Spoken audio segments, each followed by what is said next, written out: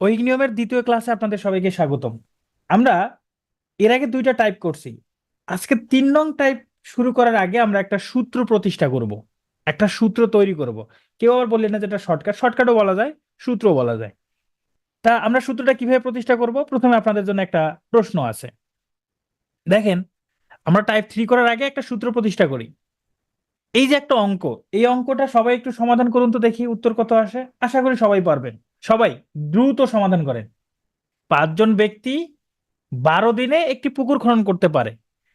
6জন ব্যক্তি কত দিনে ওই পুকুরটি খনন করতে পারবে?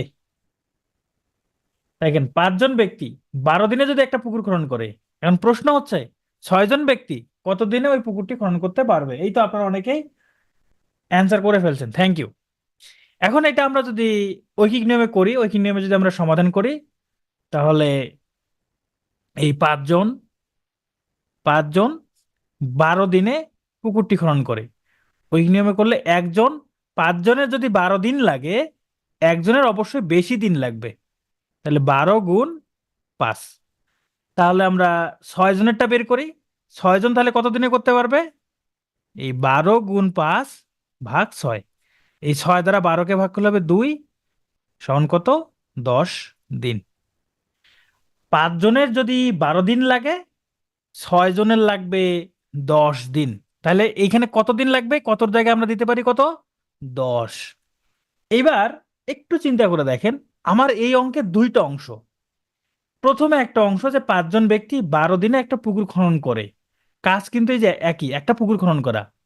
পরবর্তীতে আর একটা অংশ আছে, সেই অংশে বলতেছে 6জন ব্যক্তি 10 দিনে, আমরা 10 দিন বের করছি, 10 দিনে ওই পুকুরটি খনন করতে পারে। একটু খেয়াল করে দেখেন তো, এই 5জন ব্যক্তি 12 দিনে পুকুর খনন করে, তাহলে এই যে 5 এবং 12 যদি গুণ করে, এটা হলো টোটাল সময়। 5 × 12 = 60, 60 দিন লাগবে, তাই না? একজনের 60 দিন। কতদিন লাগবে? 60 দিন। আবার আমি পরবর্তীতে যদি দেখি, এখানে 6জন, 6জনের 10 দিন লাগবে, তাহলে এখানেও 6 এবং 10 গুণ করলে কত হয়? 60 হচ্ছে। তার মানে এই যে প্রথম অংশে যতটুকু সময় লাগবে এই পুকুরটা খনন করতে, পরের অংশ ঠিক ততটুকু সময় লাগবে। প্রথম অংশে যতটুকু সময় লাগবে, পরের অংশ ঠিক ততটুকু সময় লাগবে। এটা কি বুঝতে পারছেন? মানে একজন ব্যক্তির প্রথম অংশে টোটাল সময় লাগবে 60 দিন, একজন ব্যক্তির। পরের অংশ 60 দিন লাগবে কিনা, মানে একটা পুকুর খনন করতে দিচ্ছে, 60 দিনে এটা কমপ্লিট করতে হবে। 60 দিনে পুকুরটা খনন করতে হবে। এটা কি বুঝতে পারছেন কিনা? মানে এইখানকার ব্যক্তি এবং দিন গুণ করলে যা হবে, এইখানকার ব্যক্তি এবং দিন গুণ করলে তাই হবে। এইটা ক্লিয়ার কিনা? আমরা যদি আমরা যদি এইখানে ব্যক্তির জায়গায়, এই যে 5জন ব্যক্তি, এটাকে ধরি আমরা M1, 12 দিন এটাকে যদি আমরা ধরি D1, এখানে 6জন ব্যক্তি, এটা আর একটা অংশ, তাহলে এটাকে ধরি M2, এটাকে ধরি যদি D2, তাহলে আমরা কি লিখতে পারি এরকম? M1 × D1 সমান M2 × D2। এটা কি লেখা যায়? এই যে সূত্রটা প্রতিষ্ঠা হলো, এটা কি বুঝতে পারছেন? এটা নিয়ে কারো কোনো প্রশ্ন আছে? আরেকবার দেখেন, আমরা আরেকবার একটু বোঝার চেষ্টা করি। এখানে অঙ্কের মধ্যে দুইটা অংশ। এখানে 5জন ব্যক্তি 12 দিনে একটা পুকুর খনন করে, এখানে 6জন ব্যক্তি, আমরা এখানে একটু আগে হিসাব করে বের করছি 6জন ব্যক্তির 10 দিন লাগবে, 10 দিনে সেই পুকুরটা খনন করে। দেখেন তো, এই যে এখানে ব্যক্তি আর দিন গুণ করলে যা হয়, 5 এবং 12 গুণ করলে যা হবে, এখানে 6 এবং 10 গুণ করলে তাই হবে কিনা, এই দুইটা কি সমান লেখা যায় কিনা? আপনারা আগে শুধু এইটার উত্তর দেন, এই দুইটা কি সমান লেখা যায় কিনা। যারা বলছিলেন যে আরেকবার, এই দুটা কি সমান লেখা যায়? এখন এইখানে যে ব্যক্তির সংখ্যা, এটা আমি সূত্রে প্রকাশের জন্য ব্যক্তির সংখ্যাটাকে M1 ধরলাম, এখানে দিনের সংখ্যাটাকে D1 ধরলাম, এখানে আরেকটা ব্যক্তির সংখ্যা, তাহলে এটাকে আমি ধরলাম M2, আর এখানে আরেকটা দিনের সংখ্যা, এটাকে ধরলাম D2। এই দুইটা সমান, তাহলে এই M1 D1 সমান M2 D2। এটা একটা সূত্র, একটা আমরা সূত্র বের করলাম। এবার সবাই বুঝতে পারছি তো? এবার আমরা আর একটু জটিলের দিকে যাই। এবার দেখেন, এই যে 10 জন পুরুষ 6 ঘন্টা কাজ করে, দিনে 6 ঘন্টা কাজ করে, 14 দিনে একটা পুকুর খনন করে। এবার আবার ঘন্টাও আছে, প্রতিদিন কত ঘন্টা করে কাজ করে সেটা উল্লেখ করে দিছে। এরপরে বলছে ওই পুকুরটি 10 দিনে শেষ করতে 12 জন পুরুষকে দিনে কত ঘন্টা কাজ করতে হবে। এখানে কত ঘন্টা কাজ করতে হবে এটা বের করতে বলছে। দেখেন এখানে পুরুষ মানে ব্যক্তির সংখ্যা আছে, এখানে একটা সময় দেওয়া আছে ঘন্টা, এখানে দিন দেওয়া আছে কত দিন। পরের অংশে দুইটা করে অংশ থাকে কিন্তু এই ধরনের অঙ্কের, পরের অংশে এখানে দিন সংখ্যা দেওয়া আছে, এখানে ব্যক্তির সংখ্যা দেওয়া আছে, ঘন্টার সংখ্যাটা বের করতে বলছে। একটু খেয়াল করে দেখেন আগের অঙ্কের মতোই এখানকার 10, এখানকার 6 আর এখানকার 14 গুণ করলে যা হবে, এইখানকার এই যে দিনের সংখ্যা 10, এখানকার ব্যক্তির সংখ্যা 12, এখানে কত ঘন্টা কাজ করতে হবে সেটা বের করতে বলছে। আমরা সেটাকে এইচ ধরলাম, আমি কত ঘন্টা জানি না, এইচ ধরলাম। তাহলে একই রকম ভাবে এই দুটা কি সমান হবে না? এই দুটা কি সমান হবে কি না? আগের অঙ্কের মতোই এটাও টোটাল সময়, এটাও টোটাল সময়। আসলে এই পুকুরটা খনন করতে আমার টোটাল সময় লাগে, সরি এটা 14 হবে, এটা 14 হবে, টোটাল এই সময়টা লাগে। এই সময়ের মধ্যে পুকুরটা খনন করতে হবে। এখন আমি যদি ব্যক্তি কমায় নিয়ে আসি, ব্যক্তি যেমন এখানে ছিল 10 জন, এখানে ব্যক্তি বাড়াইছি 12 জন, তাহলে ব্যক্তি যদি আমি লোক সংখ্যা বাড়াই, ওই সময়ের মধ্যে কাজ করতে গেলে আমার হয়তো বা কম দিন কাজ করতে হবে, হয়তো বা ঘন্টাটা কমাইতে হবে বা বাড়াইতে হবে, এরকম কিছু একটা করতে হবে, তাই না? তাহলে এখানেও আমরা যদি এটাকে ব্যক্তির সংখ্যাকে ধরি M1, এই যে ঘন্টা এখানে একটা টাইম দেওয়া আছে, তাহলে এটাকে যদি ধরি আমরা H1, এখানে দিন এটাকে ধরি যদি D1, পরের অংশে এখানে দিনের সংখ্যাকে যদি ধরি আমরা D2, ব্যক্তির সংখ্যাটাকে যদি ধরি আমরা M2, আর এই যে সময়টাকে যদি ধরি H2, তাহলে এখান থেকে আমরা এরকম একটা সূত্র পাই, M1 D1 H1 সমান M2 D2 H2। এইটাও আর একটা সূত্র। সমান হয় একটা পুকুর খনন করতে, এখানে একটা পুকুর খনন করতে যেই সময়, ওই পুকুর খনন করতে এখানেও সেই সময়, সময় দুই জায়গায় সেম। ধরেন এখানে একটা পুকুর খনন করতে 10 দিন সময় লাগে 5 জনের, তাহলে 5 জনের যদি 10 দিন সময় লাগে, এখন আমি যদি 6 জন ব্যক্তি নিয়ে আসি তাহলে সময়টা কম লাগবে না? কিন্তু আমার সময় কিন্তু কি, এই যে 5 জন ব্যক্তির যদি 10 জন লাগে, 6 জন ব্যক্তির ওই নির্দিষ্ট সময়ে করার জন্য সময়টা একটু কম লাগবে। এটাও সময় এটাও সময়, এই দুইটা জায়গায় সময়, এই জন্য এই দুইটা সমান। পলাশ বলছেন কাজটা যদি ভিন্ন হয়, এখানে কাজ তো একটাই। হ্যাঁ, যদি সেকেন্ড ইনক্লুডেড থাকে, ঘন্টাও থাকে সেকেন্ডও থাকে, তাহলে S1 দিবেন, সমস্যা নাই। সবে থাকবে না এরকম।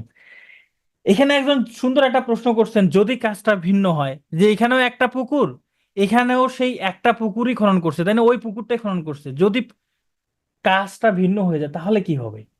এইখানে দেখেন এবার ঠিক আগের মতোই, এই যে 10 জন পুরুষ 6 ঘন্টা কাজ করে 14 দিনে, এবার পুকুরের সংখ্যা বলে দিছে 14টা পুকুর খনন করে। পরের বার 18টা পুকুর খনন করবে। এবার 18টা পুকুর 10 দিনে খনন করতে 12 জন পুরুষকে কত দিন, সরি কত ঘন্টা কাজ করতে হবে দিনে। এইবার কাজের সংখ্যাটা কিন্তু চেঞ্জ, আগে পুকুরটা সেম ছিল, এবার পুকুরটা সেম নাই। আমরা পুকুরটা যদি সেম ধরি, সেখান থেকে আমরা একটা সূত্র পাইছিলাম কি, M1 D1 H1 সমান M2 D2 H2। খেয়াল করেন এটা হলো টোটাল সময়, এটা হলো কি টোটাল সময়। এই যে একই জিনিসের আমরা এই যে এখানে যে সূত্রটা লিখছি, একটা পুকুর খননের সময়, এটাও সেই সময়। এখন লোক সংখ্যা দিন সংখ্যা ঘন্টা সংখ্যা যদি ভিন্ন হয়, সময়টা চেঞ্জ হবে না, এই জন্য কিন্তু এটা সমান চিহ্ন আছে। এইবার এই সময়ের মধ্যে 14টা পুকুর খনন করে, এই সময়ের মধ্যে 14টা পুকুর খনন করে, তাহলে 18টা পুকুর খনন করতে কতটুকু সময় লাগবে? খেয়াল করেন, 14টা পুকুর খনন করতে যদি এতটুকু সময় লাগে, যে 14টা পুকুর খনন করতে সময় লাগে M1 D1 H1, তাহলে একটা পুকুর খনন করতে সময় লাগবে কত? M1 D1 H1 ভাগ 14, তাহলে টোটাল সময় এইটা। একই রকম ভাবে এবার 18টা পুকুর খনন করতে সময় লাগে M2 D2 H2, তাহলে একটা পুকুর খনন করতে সময় লাগবে M2 D2 H2 ভাগ 18।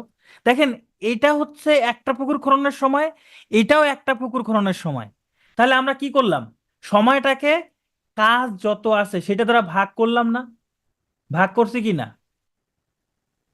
তাহলে আমরা এখানে লিখতে পারি M1 D1 H1 ভাগ এই যে কাজ, এই কাজটাকে আমরা ধরি W1, এই W1 সমান এই M2 D2 H2 divided by W2। তাহলে এই হইলো আমাদের সূত্র। চলেন আমরা পরের পৃষ্ঠায় সূত্র লিখি। পরের পৃষ্ঠায় আমরা সূত্র লিখি। দেখেন, আমরা অঙ্ক করতেছিলাম, আমরা সূত্র শিখতে আসছি। তাহলে আমরা সূত্র শিখলাম M1 D1 H1 divided by W1 সমান M2 D2 H2 divided by W2। আমরা আর গুণন করতে পারি, মানে এই যে এইটার জায়গায় এইটা লিখতে পারি, মানে এরা পরস্পর জায়গা পরিবর্তন করতে পারে। এই দুটো পরস্পর জায়গা পরিবর্তন করতে পারে, এগুলো আমরা বীজগণিতের ক্লাসে শিখবো। তাহলে এই W1 এর জায়গায় আমরা M2 D2 H2 দিতে পারি। M2 D2, সরি, এখানে 1 হবে, এগুলো 1 হবে। H1 এখানে হবে M2 D2 H2, তাহলে উপরে হবে W1 ডিভাইডেড বাই W2। মূলত সূত্র হলো আমাদের এইটা। এখন আপনার যদি এত কিছু মনে না থাকে, বুঝতে না পারেন, সমস্যা নেই, আপনার শুধু এই সূত্রটা মনে রাখেন। M1 D1 H1 divided by M2 D2 H2, এখানে W1 W2 উপরে থাকবে, প্রথম অংশে যা থাকবে তাই, নিচে দ্বিতীয় অংশ যা থাকবে তাই। প্রত্যেকটা অঙ্কে এরকম দুইটা করে অংশ থাকবে, সেইগুলো আমরা সমাধান করব। এবার চলেন আমরা একটু অঙ্ক দেখি। এতক্ষণ ধরে এই যে এই সূত্রটা শিখলাম, এই সূত্রের অঙ্ক দেখব। হ্যাঁ, এম মানে হচ্ছে ম্যান, আসলে ম্যান বললে ভুল হবে।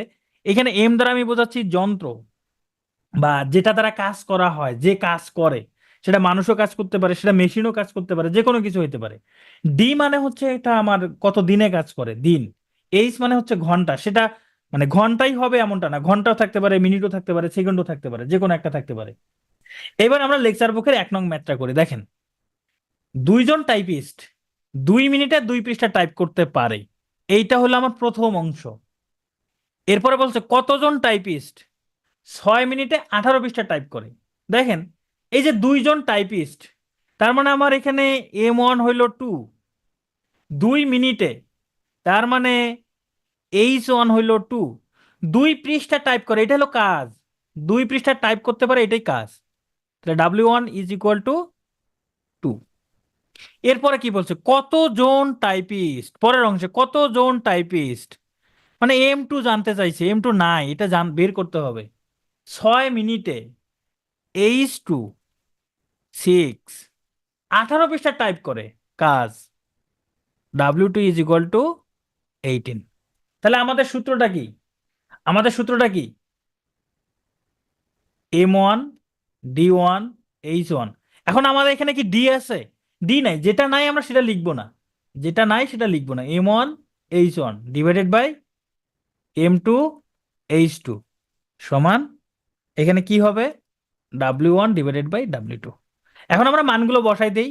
M1 এর মান হলো 2, ইন্টু H1 এর মান 2, M2 এর মান আমরা জানি না, তাহলে M2 লিখি, ইন্টু H2 এর মান হলো 6 সমান W1 এর মান হইল কত, 2, আর W2 এর মান হলো 18। মান বসাই দিয়ে এখন হিসাব করেন। দেখেন, এই যে এখানে আমরা 2 দ্বারা 18কে ভাগ করতে পারি 9, এই 2 দ্বারা 6কে ভাগ করতে পারি 3, এই 3 দ্বারা আবার এই 9কে ভাগ যায় 3, তাই না? তাহলে কত হয়, এখানে থাকলো 2/M2 সমান 1/3, আর গুণন করলে M2 ইজ ইকুয়াল টু, এই যে 2 এবং 3 গুণ করলে 6, এটা হলো অ্যান্সার। এই ধরনের অনেক অঙ্কই আছে, আমরা করতে পারি। দেখেন, এই অঙ্কটা আমরা সেই সূত্র দিয়েই করতে পারি। তবে বইয়ে একপাশে আপনি যে কোনো ভাবে করতে পারবেন, সমস্যা নাই, আপনি যে কোনো ভাবে করতে পারবেন। হ্যাঁ, আমি সাইডে যেটা লিখছি এটাই সাইড নোট, আমি এই যে সাইডে যেটা লিখছি এটাই সাইড নোট। আচ্ছা, আমরা এই অঙ্কটা একটু করব। সূত্র দিয়েও করা যায়, বইয়ে দেখেন সূত্র ছাড়া করা আছে। আমরা বইয়েরটা তো আশা করি বুঝতে পারছি, আমরা সূত্র দিয়ে করার চেষ্টা করি। দেখেন, 60 জন লোক একটা কাজ 250 দিনে করতে পারে, মানে 250 দিনে এই 60 জন লোক একটা কাজ সম্পূর্ণ করতে পারে। এরপরে কি করছে, তারা একত্রে 200 দিন কাজ করলো, 200 দিন কাজ করলো। এরপর খারাপ আবহাওয়া হইলো, যার কারণে 10 দিন কাজ বন্ধ রাখতে হইলো। এখন নির্ধারিত সময়ে কাজটি শেষ করতে হলে অতিরিক্ত কতজন শ্রমিক নিয়োগ করতে হবে? তাহলে আমরা এবার সাইড নোট দেই। এখানে M1 সমান কত? M1 সমান 60 জন, এই যে 60 জন ব্যক্তি। এই সূত্র দিয়ে করতে গেলে এইখানে D1 অনেকেই ভুল করবে। বলেন তো D1 কত হবে এখানে? কেউ লিখছেন 210, 250, 200, 240। ওকে, বিভিন্ন ধরনের উত্তর পাইছি, আমরা বিভিন্ন ধরনের উত্তর পাইছি। একটু আপনারা চিন্তা করে দেখেন, এখানে 250 কেন হবে না? আমরা আগে দেখি 250 হবে কিনা, 250 হবে কিনা আমরা সেটা একটু বোঝার চেষ্টা করি। এখানে বলছে এই 60 জন লোক 250 দিনে কাজটা করতে পারবে, করতে পারবে। 250 দিন কি করছে? করে নাই। কতদিন করছে? 200 দিন করে ফেলছে। 250 দিনে শেষ করার কথা, 200 দিন করে ফেলছে। আর কতদিন করতে হবে কাজটা? কাজটা আর কতদিন করতে হবে বলেন? এই 60 জন লোকের কাজটা আর কতদিন করতে হবে? 50 দিন। তার মানে এই 60 জন লোকের, 60 জন লোক ওই কাজটা আর 50 দিন করবে। এই 50 দিন করার কথা, এইটাই তো, এইটাই হলো D1। এই 50 দিনে কাজটা করবে, এটাই হলো D1। 250ও না, 200ও না। এইটা কেন হইলো আমরা একটু আগের অঙ্কটা দেখি। এই দেখেন, দুইজন টাইপিস্ট 2 মিনিটে 2 পৃষ্ঠা টাইপ করতে পারে, মানে 2 মিনিট কাজটা করবে, 2 মিনিট করবে। এখন টোটাল কত মিনিট লাগবে সেটা তো বলে না, এখানে বলছে 2 মিনিটে করতে পারে। তাহলে এইখানে এই 60 জন লোক আর 50 দিন যদি কাজটা করতো তাহলে কাজটা শেষ হইতো। তাহলে D1 হচ্ছে সেই 50। এবার আসেন M2 কত? M2 আমাদের বের করতে হবে, এটা নাই। তারপরে D2 কত? দেখি এবার বলেন তো D2 কত হবে? D2 হচ্ছে এখন কাজটা আসলে করতে পারবে কতদিন। 50 দিনে কাজটা শেষ করার কথা ছিল, 50 দিনে কাজটা শেষ করার কথা। কিন্তু এই যে 10 দিন তার মধ্যে নষ্ট হয়ে গেছে, কোনো কাজ হয় নাই। তাহলে তাদের হাতে আছে আর 40 দিন। এই 40 দিনে তাদের কাজটা শেষ করতে হবে। এই 200 এবং 10-এ কাজ নাই? অবশ্যই কাজ আছে। 200 এবং 10-এ কাজ নাই কেন? এই যে 50 বের করলাম কিভাবে? এই যে 250 থেকে 200 বিয়োগ করে তো আমি 50 বের করলাম। 200, 250 থেকে তো 200 বিয়োগ করলে 50 বের করলাম। এখন 50 দিনে কাজ করার কথা ছিল, 50 দিন, কিন্তু তারা 50 দিন কাজ করতে পারে নাই কেন? 50 দিনের মধ্যে 10 দিন নষ্ট হয়ে গেছে। এই যে বাকি রইলো 40 দিন, এই 40 দিনে তাদের কাজটা শেষ করতে হবে। তাহলে 40 দিনে কাজটা শেষ করতে হলে তাদের লোক সংখ্যা বাড়াইতে হবে। তাহলে কতজন লোক সংখ্যা নিয়ে আসবে, সেটাই হলো আমার অ্যান্সার। তাহলে আমরা এখানে লিখতে পারি M1 D1 সমান M2 D2। তাহলে M1 এর মান হলো 60 গুণ D1 এর মান হলো 50। M2 এর মান বের করতে হবে, D2 এর মান 40। তাহলে আমরা এখান থেকে M2 বের করতে পারি 60 গুণন 50, আর নিচে হলো 40। আমরা যদি এখানকার এই 0 0 কেটে দেই, 4 দ্বারা 60-কে ভাগ করলে হবে 15, 5 আর 15 গুণ করলে হবে 75। তার মানে 75 জন ব্যক্তি যদি কাজ করে তাহলে 40 দিনে শেষ করতে পারবে। আছে 60 জন, তাহলে বলছে অতিরিক্ত, এই যে অতিরিক্ত কতজন শ্রমিক নিয়োগ করতে হবে? আর 15 জন শ্রমিক নিয়োগ করতে হবে, এটা অ্যান্সার। এখন আসেন এই অঙ্কটা অনেকেই বোঝেন নাই এই সূত্র দিয়ে। 200 কেন হইলো না? আর 200 দিন তো কাজ করে ফেলছে, এই তো কাজ শেষ করে ফেলছে 200 দিন। এখন তারা আর কতদিন কাজ করবে? এই যে 50, শোনেন, একটা কাজ তারা 250 দিনে করতে পারে। আপনারা অনেকেই বুঝতেছেন না, এই যে 250 এতদিনে করবে, এতদিন করতে পারে, এতদিনে, এতদিনে শেষ করতে পারে 250 দিনে। তার মধ্যে কি করছে? 200 দিন করে ফেলছে, 200 দিন কাজ করছে, এতদিন কাজ করছে। তাহলে আর কতদিন কাজ করতে হবে? এই 60 জন লোকের, এই 60 জন লোকের আর কতদিন কাজ করতে হবে? আর 50 দিন কাজ করলে কাজটা শেষ হইতো না? আর তার মানে কি 60 জন লোক 50 দিনে কাজটা শেষ করতে পারে। 60 জন লোক 50 দিনে কাজটা শেষ করতে পারে। তাহলে আমার এইটা হইলো 60 জন, M1 হইলো 60, আর এটা হইলো D1, 50 দিনে কাজটা শেষ করবে। কিন্তু তার মধ্যে এই 50 দিনে যে শেষ করার কথা, তার মধ্যে 10 দিন নষ্ট হয়ে গেছে। বাকি যে 40 দিন, এই 40 দিনে এখন কাজটা শেষ করতে হবে, তার মানে এটা হলো D2।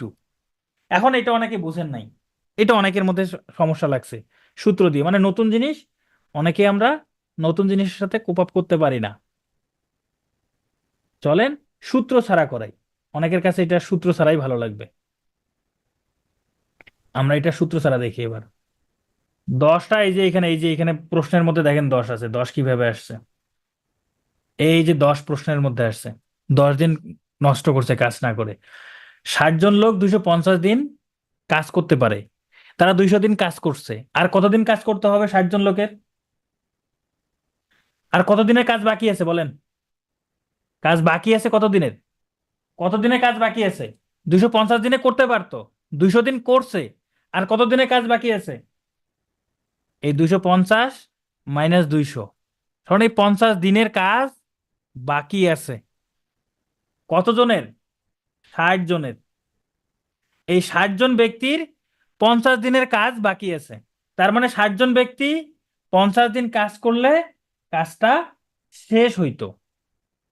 এখন 50 দিন করলে শেষ হইতো, কিন্তু 10 দিন নষ্ট করে ফেলছে। 10 দিন নষ্ট করে ফেলছে। এই 10 দিন নষ্ট হওয়ার ফলে এখন কত দিনে কাজটা করতে হবে? কাজটা কত দিনে করতে হবে? 40 দিনে না? এই 50 - 10 সমান 40 দিন। খেয়াল করেন, 60 জন লোকের ক্ষমতা হচ্ছে 50 দিনে কাজটা শেষ করার। 40 দিনে তো কাজটা শেষ করার ক্ষমতা 60 জনের নাই। তার মানে ব্যক্তি বাড়বে, লোকজন নিয়োগ দিতে হবে। তাহলে কতজন নিয়োগ দিতে হবে দেখেন, এই 50 দিনে কাজটা করতে শেষ করতে পারবে কতজন? 60 জন। 50 দিনে কাজটা যদি করে তাহলে 60 জন হলেই এনাফ। একদিনে যদি করতে চায় তাহলে অনেক লোক লাগবে, এই যে 60 × 50। এখন একদিনে না, আসলে কাজটা শেষ করতে হবে এখন মূলত 40 দিনে। তাহলে 40 দিনে যদি করে, তাহলে 60 × 50 ভাগ 40। হিসাব করলে কত হয়? এই শূন্য শূন্য কেটে দেয়, 4 দ্বারা 60কে ভাগ করলে হয় 15, 5 আর 15 গুণ করলে 75 জন। তার মানে 40 দিনে কাজটা শেষ করতে হলে টোটাল 75 জন লোক দরকার। আমার কাছে আছে 60 জন, তাহলে নতুন কতজন নিয়োগ দিতে হবে? নতুন করে নিয়োগ দিতে হবে কতজন? আরো এই 75 - 60 সমান 15 জন নিয়োগ দিতে হবে। এটা হলো অ্যান্সার। এইবার আশা করি সবাই বুঝছেন, কারণ এবার আপনাদের ছোটবেলার নিয়মে করাই দিছি। ছোটবেলা যে নিয়মে করছেন সেই নিয়মে করাই দিছি, এবার ক্লিয়ার। দেখেন, আমি এইখানকার এই যে 50 দিন সূত্রের মধ্যে ব্যবহার করছি, 40 দিন সূত্রের মধ্যে ব্যবহার করছি, 60 জন সূত্রের মধ্যে ব্যবহার করছি। আপনারা এটাই বুঝতেছেন না কেন 50 ব্যবহার করলাম, কেন 250 ব্যবহার করলাম না, কেন 200 ব্যবহার করলাম না। আচ্ছা সূত্র বাদ দেন, এইভাবেই করেন, রিটেনেও এইভাবে করেন, কোনো সমস্যা নাই। কিন্তু এই যে এই ধরনের ম্যাথ আসলে, এই যে এই ধরনের ম্যাথগুলো আসলে এইটা সূত্র দিয়ে করিয়েন, তাহলে সুবিধা হবে। হ্যাঁ, এই ধরনের ম্যাথ আসলে সূত্র দিয়ে করার চেষ্টা করেন, বাকিগুলো করার দরকার নাই। বাকিগুলো মূল নিয়মে করেন। আমরা পরের অঙ্কে চলে যাই। দেখেন, 15 জন পুরুষ দৈনিক 8 ঘন্টা করে যেই কাজ 21 দিনে করতে পারে। তাহলে এখানে ব্যক্তি হলো 15 জন, সময় হলো 8 ঘন্টা, টোটাল 21 দিন একটা কাজ করতে পারে। এরপর হচ্ছে দৈনিক 6 ঘন্টা করে কাজ করে সেই একই কাজ 21 জন মহিলা। আরে এখানে ছিল পুরুষ, এখানে যে মহিলা হয়ে গেছে, তাহলে কতদিনে করতে পারবে? তাহলে অঙ্কটা আমরা এখানে সম্ভব না। শেষে আবার একটা ক্লু দিয়ে দিছে যে যদি 3 জন মহিলা 2 জন পুরুষের সমান কাজ করতে পারে, 3 জন মহিলা 2 জন পুরুষের সমান কাজ করতে পারে, তার মানে এইখানে যে 15 জন পুরুষ আছে, হয় এই 15 জন পুরুষকে মহিলাতে রূপান্তর করতে হবে, অথবা 21 জন মহিলাকে পুরুষে রূপান্তর করতে হবে। যে কোনো একটা কাজ করতে হবে, কারণ এক জায়গায় পুরুষ আর এক জায়গায় মহিলা, এইটা দিয়ে আমরা অঙ্ক করতে পারবো না। তাহলে আমরা কি করি? আমরা এই 21 জন মহিলাকে পুরুষ বানাই দিই। কিভাবে? এখানে বলছে 3 জন মহিলাকে পুরুষ বানাইলে 2 জন পুরুষ হয়। তাহলে 3 জন মহিলা আসলে কিন্তু তিনজন তিনজন মহিলাকে দুইজন পুরুষে বানানো যায় না। আসলে তিনজন মহিলা যতটুকু কাজ করে দুইজন পুরুষ সেই কাজ করে। তাহলে তিনজন মহিলা সমান দুইজন পুরুষ। তাহলে একজন মহিলা সমান কতজন পুরুষ হবে? 2/3 জন পুরুষ। আমরা 21 জন মহিলাকে পুরুষে রূপান্তর করতেছি, তাহলে 21 জন মহিলা সমান এই 2/3 গুণ 21। তাহলে 3 দ্বারা 21কে ভাগ করলে হবে 7। তাহলে 14 জন পুরুষ। এবার অঙ্কটা চেঞ্জ করে ফেলি। এই 21 জন মহিলার জায়গায় আমরা এখানে লিখতে পারি 14 জন পুরুষ। এবার অঙ্কটা তাহলে কি হইল? অঙ্কটা হইল 15 জন পুরুষ দৈনিক 8 ঘন্টা করে যেই কাজ 21 দিনে করতে পারে। এরপর বলছে দৈনিক 6 ঘন্টা করে সেই একই কাজ এবার 14 জন পুরুষ কত দিনে করতে পারবে। তাহলে আমরা এখানে সাইড নোট হিসাবে কি কি পাই? প্রথমে হচ্ছে M1 সমান 15, H1 সমান 8, D1 সমান হলো 21। ওকে, তারপরে এখানে 6 ঘন্টা কি H2 6, সরি এটা বাংলায় 6 হবে। আচ্ছা, আমার এখানে ইরেজারটা কাজ করতেছে না। তাহলে এখানে পুরুষ কয়জন? M2 সমান 14 জন। আমাদেরকে বের করতে বলছে কত দিনে। D2 সমান হোয়াট? এখন আমাদের সূত্রটা কি? সূত্রটা হলো এটা, M1 D1 H1 সমান M2 D2 H2, দুই জায়গায় কাজ একই। তাহলে এখান থেকে আমরা মান বসিয়ে D2 এর মান বের করব। তাহলে বাকি কাজটুকু আপনারা করবেন, হ্যাঁ বাকিটুকু আপনারা করবেন। এই যে এখানে মানগুলো দেওয়া আছে, মানগুলো বসিয়ে হিসাব করবেন। পুরুষকে মহিলা বানানো যাবে না? হ্যাঁ যাবে, অবশ্যই যাবে, কেন যাবে না?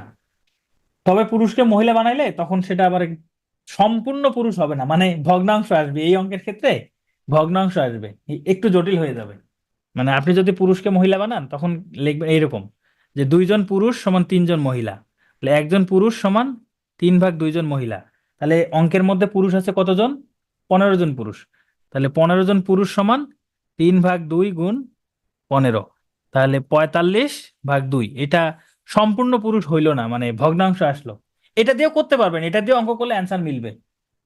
এটা দিয়েও অঙ্ক করলে অ্যান্সারটা মিলবে। হ্যাঁ একটা হাফ লেডিস। হ্যাঁ, আচ্ছা আপনারা অ্যান্সার বের করে ফেলছেন, থ্যাংক ইউ। ওকে, আমরা পরের অঙ্কে যাই। পরের অঙ্কে যাই।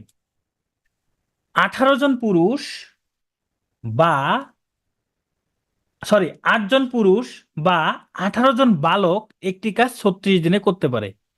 এখানে বা একটা শব্দ আছে, মানে 8 জন পুরুষ যদি কাজ করে তাহলে 36 দিনে করতে পারবে, অথবা 18 জন বালক যদি করতে পারে তবুও 36 দিনে করতে পারবে। প্রথম অংশে কিন্তু এই কথাটাই বলছে। এইটা কি সবাই বুঝতে পারছেন? এটা কি সবাই বুঝতে পারছেন কিনা? হ্যাঁ, এটা যদি বুঝতে পারেন তাহলে অঙ্ক কিন্তু আপনারা বুঝে গেছেন। এরপরে কি বলছে? 16 জন পুরুষ ও 18 জন বালক সেই কাজের দ্বিগুণ একটি কাজ কত দিনে করতে পারবে। খেয়াল করেন, এখানে কিন্তু বলছে 16 জন পুরুষ এবং ও দিছে ও 18 জন বালক, মানে 16 জন পুরুষ এবং 18 জন বালক একসঙ্গে কাজ করবে। একসঙ্গে কাজ করলে আগের যেই কাজটা তার 2 গুণ কাজ করতে কতদিন লাগবে। এখানে আমরা প্রথম অংশ থেকে কি এটা বুঝতে পারি যে 8 জন পুরুষ যদি একটা কাজ 36 দিনে করে, 18 জন বালক যদি 36 দিনে করে, তার মানে এই 8 জন পুরুষ সমান 18 জন বালক। এইটা লেখা যায় কিনা? মানে 8 জন পুরুষের কাজের ক্ষমতা যা, 18 জন বালকের কাজ করার ক্ষমতা ঠিক তাই। এটা লেখা যায়। তাহলে আমরা এই যে এখানে 16 জন পুরুষ ও 18 জন বালক, এই 16 জন পুরুষ এবং 18 জন বালক, এটা থেকে আমরা ডিরেক্টলি পুরুষে রূপান্তর করি, মানে বালকগুলোকে পুরুষে রূপান্তর করে ফেলি। 16 জন বালক ও, সরি 16 জন পুরুষ, 16 জন পুরুষ হবে ও 18 জন বালক সমান কত হবে? 16 জন পুরুষ যোগ এই 18 জন বালকের জায়গায় আমি 8 জন পুরুষ দিতে পারি। 8 সমান 24 জন পুরুষ, তাই না? 24 জন কি পুরুষ। খেয়াল করেন, তাহলে আমি এই 16 জন পুরুষ 18 জন বালক এইটা না লিখে আমি লিখতে পারি 24 জন পুরুষ। 24 জন পুরুষ।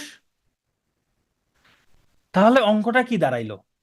8 জন পুরুষ যদি একটা কাজ 36 দিনে করতে পারে, 24 জন পুরুষ সেই কাজের দ্বিগুণ একটা কাজ কত দিনে করতে পারবে, এটাই জানতে চাইছে। তাহলে আমরা কি লিখতে পারি? লিখতে পারি এটা এমডিএইচ এই সূত্র দিয়েও করা যায়, এমনিতেও করা যায়। দেখেন, আমরা লিখতে পারি 8 জন পুরুষ একটা কাজ করতে পারে 36 দিনে, একজন পুরুষ কাজটা করতে পারে 36/8 দিনে। তাহলে এবার 24 জন পুরুষ কাজটা করতে পারবে 36/8 × 24। কত হয়? এই ভুল হয়েছে না? ভুল হয়েছে কিনা বলেন? এখানে কি ভাগ হবে? ভুল হয়েছে না? ভুল হয়েছে। এই 8 জন পুরুষ যদি 36 দিনে একটা কাজ করে, একজন পুরুষের সেই কাজটা করতে বেশি দিন লাগবে, 36 × 8। এটা ভাগ করা যাবে না। তাহলে 24 জন পুরুষের যেই কাজটা একজন পুরুষ এতদিনে করে, 24 জন পুরুষের কাজটা করতে আরো কি লাগবে? কম দিন লাগবে। 36 × 8 = 24। তাহলে 8 দ্বারা 24-কে ভাগ করলে হবে 3, 3 দ্বারা 36-কে ভাগ করলে হবে 12, তার মানে 12 দিন লাগবে। মানে যেই কাজটা 8 জন পুরুষ 36 দিনে করে, সেই কাজটা 24 জন পুরুষ করতে 12 দিন লাগবে। এখন বলছে ওই কাজ না, ওই কাজের দ্বিগুণ কাজ। তাহলে ওই কাজের দ্বিগুণ কাজ করতে গেলে 12 × 2 24 দিন লাগবে। এটাই অ্যান্সার। হ্যাঁ, 24 দিন লাগবে। এই তো আপনারা অনেকে বের করে ফেলছেন, থ্যাংক ইউ। আচ্ছা, আমরা এবার একটু জটিল একটা ম্যাথ করব, তবে খুবই সহজ। বালকের রূপান্তরটা বোঝেন নাই? এটা প্রশ্নের মধ্যেই বলে দিছে 8 জন পুরুষ সমান 18 জন বালক, প্রশ্নই বলে দিছে। আমাকে এখানে রূপান্তর করার প্রয়োজন হয় নাই। এখানে এই যে বলছে 8 জন পুরুষ যেই কাজ 36 দিনে করতে পারে, 18 জন বালক সেই কাজ 36 দিনে করতে পারে। তার মানে 8 জন পুরুষের কাজ করার ক্ষমতা আর 18 জন বালকের কাজ করার ক্ষমতা সেম। তাহলে আমরা লিখতে পারি 8 জন পুরুষ সমান 18 জন বালক। ওকে, এইবার দেখেন এইখানে কি বলছে? 4 জন পুরুষ এবং 6 জন মহিলা যেই কাজ 8 দিনে করতে পারে, এই একই কাজ 3 জন পুরুষ 7 জন মহিলা 10 দিনে করতে পারে। প্রশ্ন হইল 10 জন মহিলা ওই কাজটি কত দিনে করতে পারে। এখানে আমরা পুরুষকে মহিলা থেকে রূপান্তর করতে পারবো বা মহিলাকে পুরুষে রূপান্তর করতে পারবো। এইবার আমরা এটা পারবো কিনা বলেন? পারবো না? এটাতে করতেই হবে, তা না হলে তো আমরা এটা করতে পারবো না। এবার আমরা পুরুষকে মহিলায় রূপান্তর করব। দেখেন, বলেন আমরা এবার পুরুষকে মহিলাটাতে রূপান্তর করি। এই আগের ম্যাথ সূত্র দিয়ে করতে চাইলে এখানে আপনার M1 হইল 8, তারপর D1 হইল 36, M2 হইল 24, D2 ইকুয়াল হোয়াট। ও এখানে আবার W1 আছে 1, আর এটা W2 ইকুয়াল 2। মানে আমরা যদি কাজ 1 ধরি, তার 2 গুণ কাজ তাহলে 2 হবে। এই যে এখন এখান থেকে D2 এর মান বের করবেন যদি আপনারা করতে চান। আচ্ছা, আমরা এটা একটু করি, চলেন। 4 জন পুরুষ এবং 6 জন মহিলা যেই কাজ 8 দিনে করে, এই 4 জন পুরুষ ও 6 জন মহিলা সময় লাগে কয়দিন? 8 দিন। এই 8 দিনে এই কাজটা করে। এইবার এখন 8 দিনে যদি 4 জন পুরুষ কাজ করে, একদিনে কতজন পুরুষ কাজ করতে হবে? যেই কাজটা 8 দিনে করতে হলে 4 জন পুরুষ লাগে, সেই কাজটা একদিনে করতে চাইলে কতজন পুরুষ লাগবে বলেন? কতজন পুরুষ লাগবে? 4 গুণ 8, এতজন পুরুষ লাগবে কিনা? আচ্ছা, আবার দেখেন, যেই কাজটা 8 দিনে করতে 6 জন মহিলা লাগে, সেই কাজটা একদিনে যদি করতে চাই কতজন মহিলা লাগবে? 6 গুণ 8, এতজন মহিলা লাগবে। এই লাইনটা সবাই বুঝতে পারছি? তার মানে এখানে একদিনে যদি আমরা কাজটা করতে চাই, তাহলে 48 জন পুরুষ, সরি 432 জন পুরুষ, আমার ইরেজার না হলে হচ্ছে না। 32 জন পুরুষ ও 48 জন মহিলা লাগবে একদিনে যদি করতে চাই। এটা কি বুঝতে পারছি সবাই? এটা সবাই বুঝতে পারছি? ওকে, পরের অংশে সেই কাজটাই। এবার বলছে 3 জন পুরুষ 7 জন মহিলা 10 দিনে করতে পারে। 10 দিনে, খেয়াল করেন, 10 দিনে 3 জন পুরুষ ও কতজন মহিলা? 7 জন মহিলা। 7 জন মহিলা কাজ করে।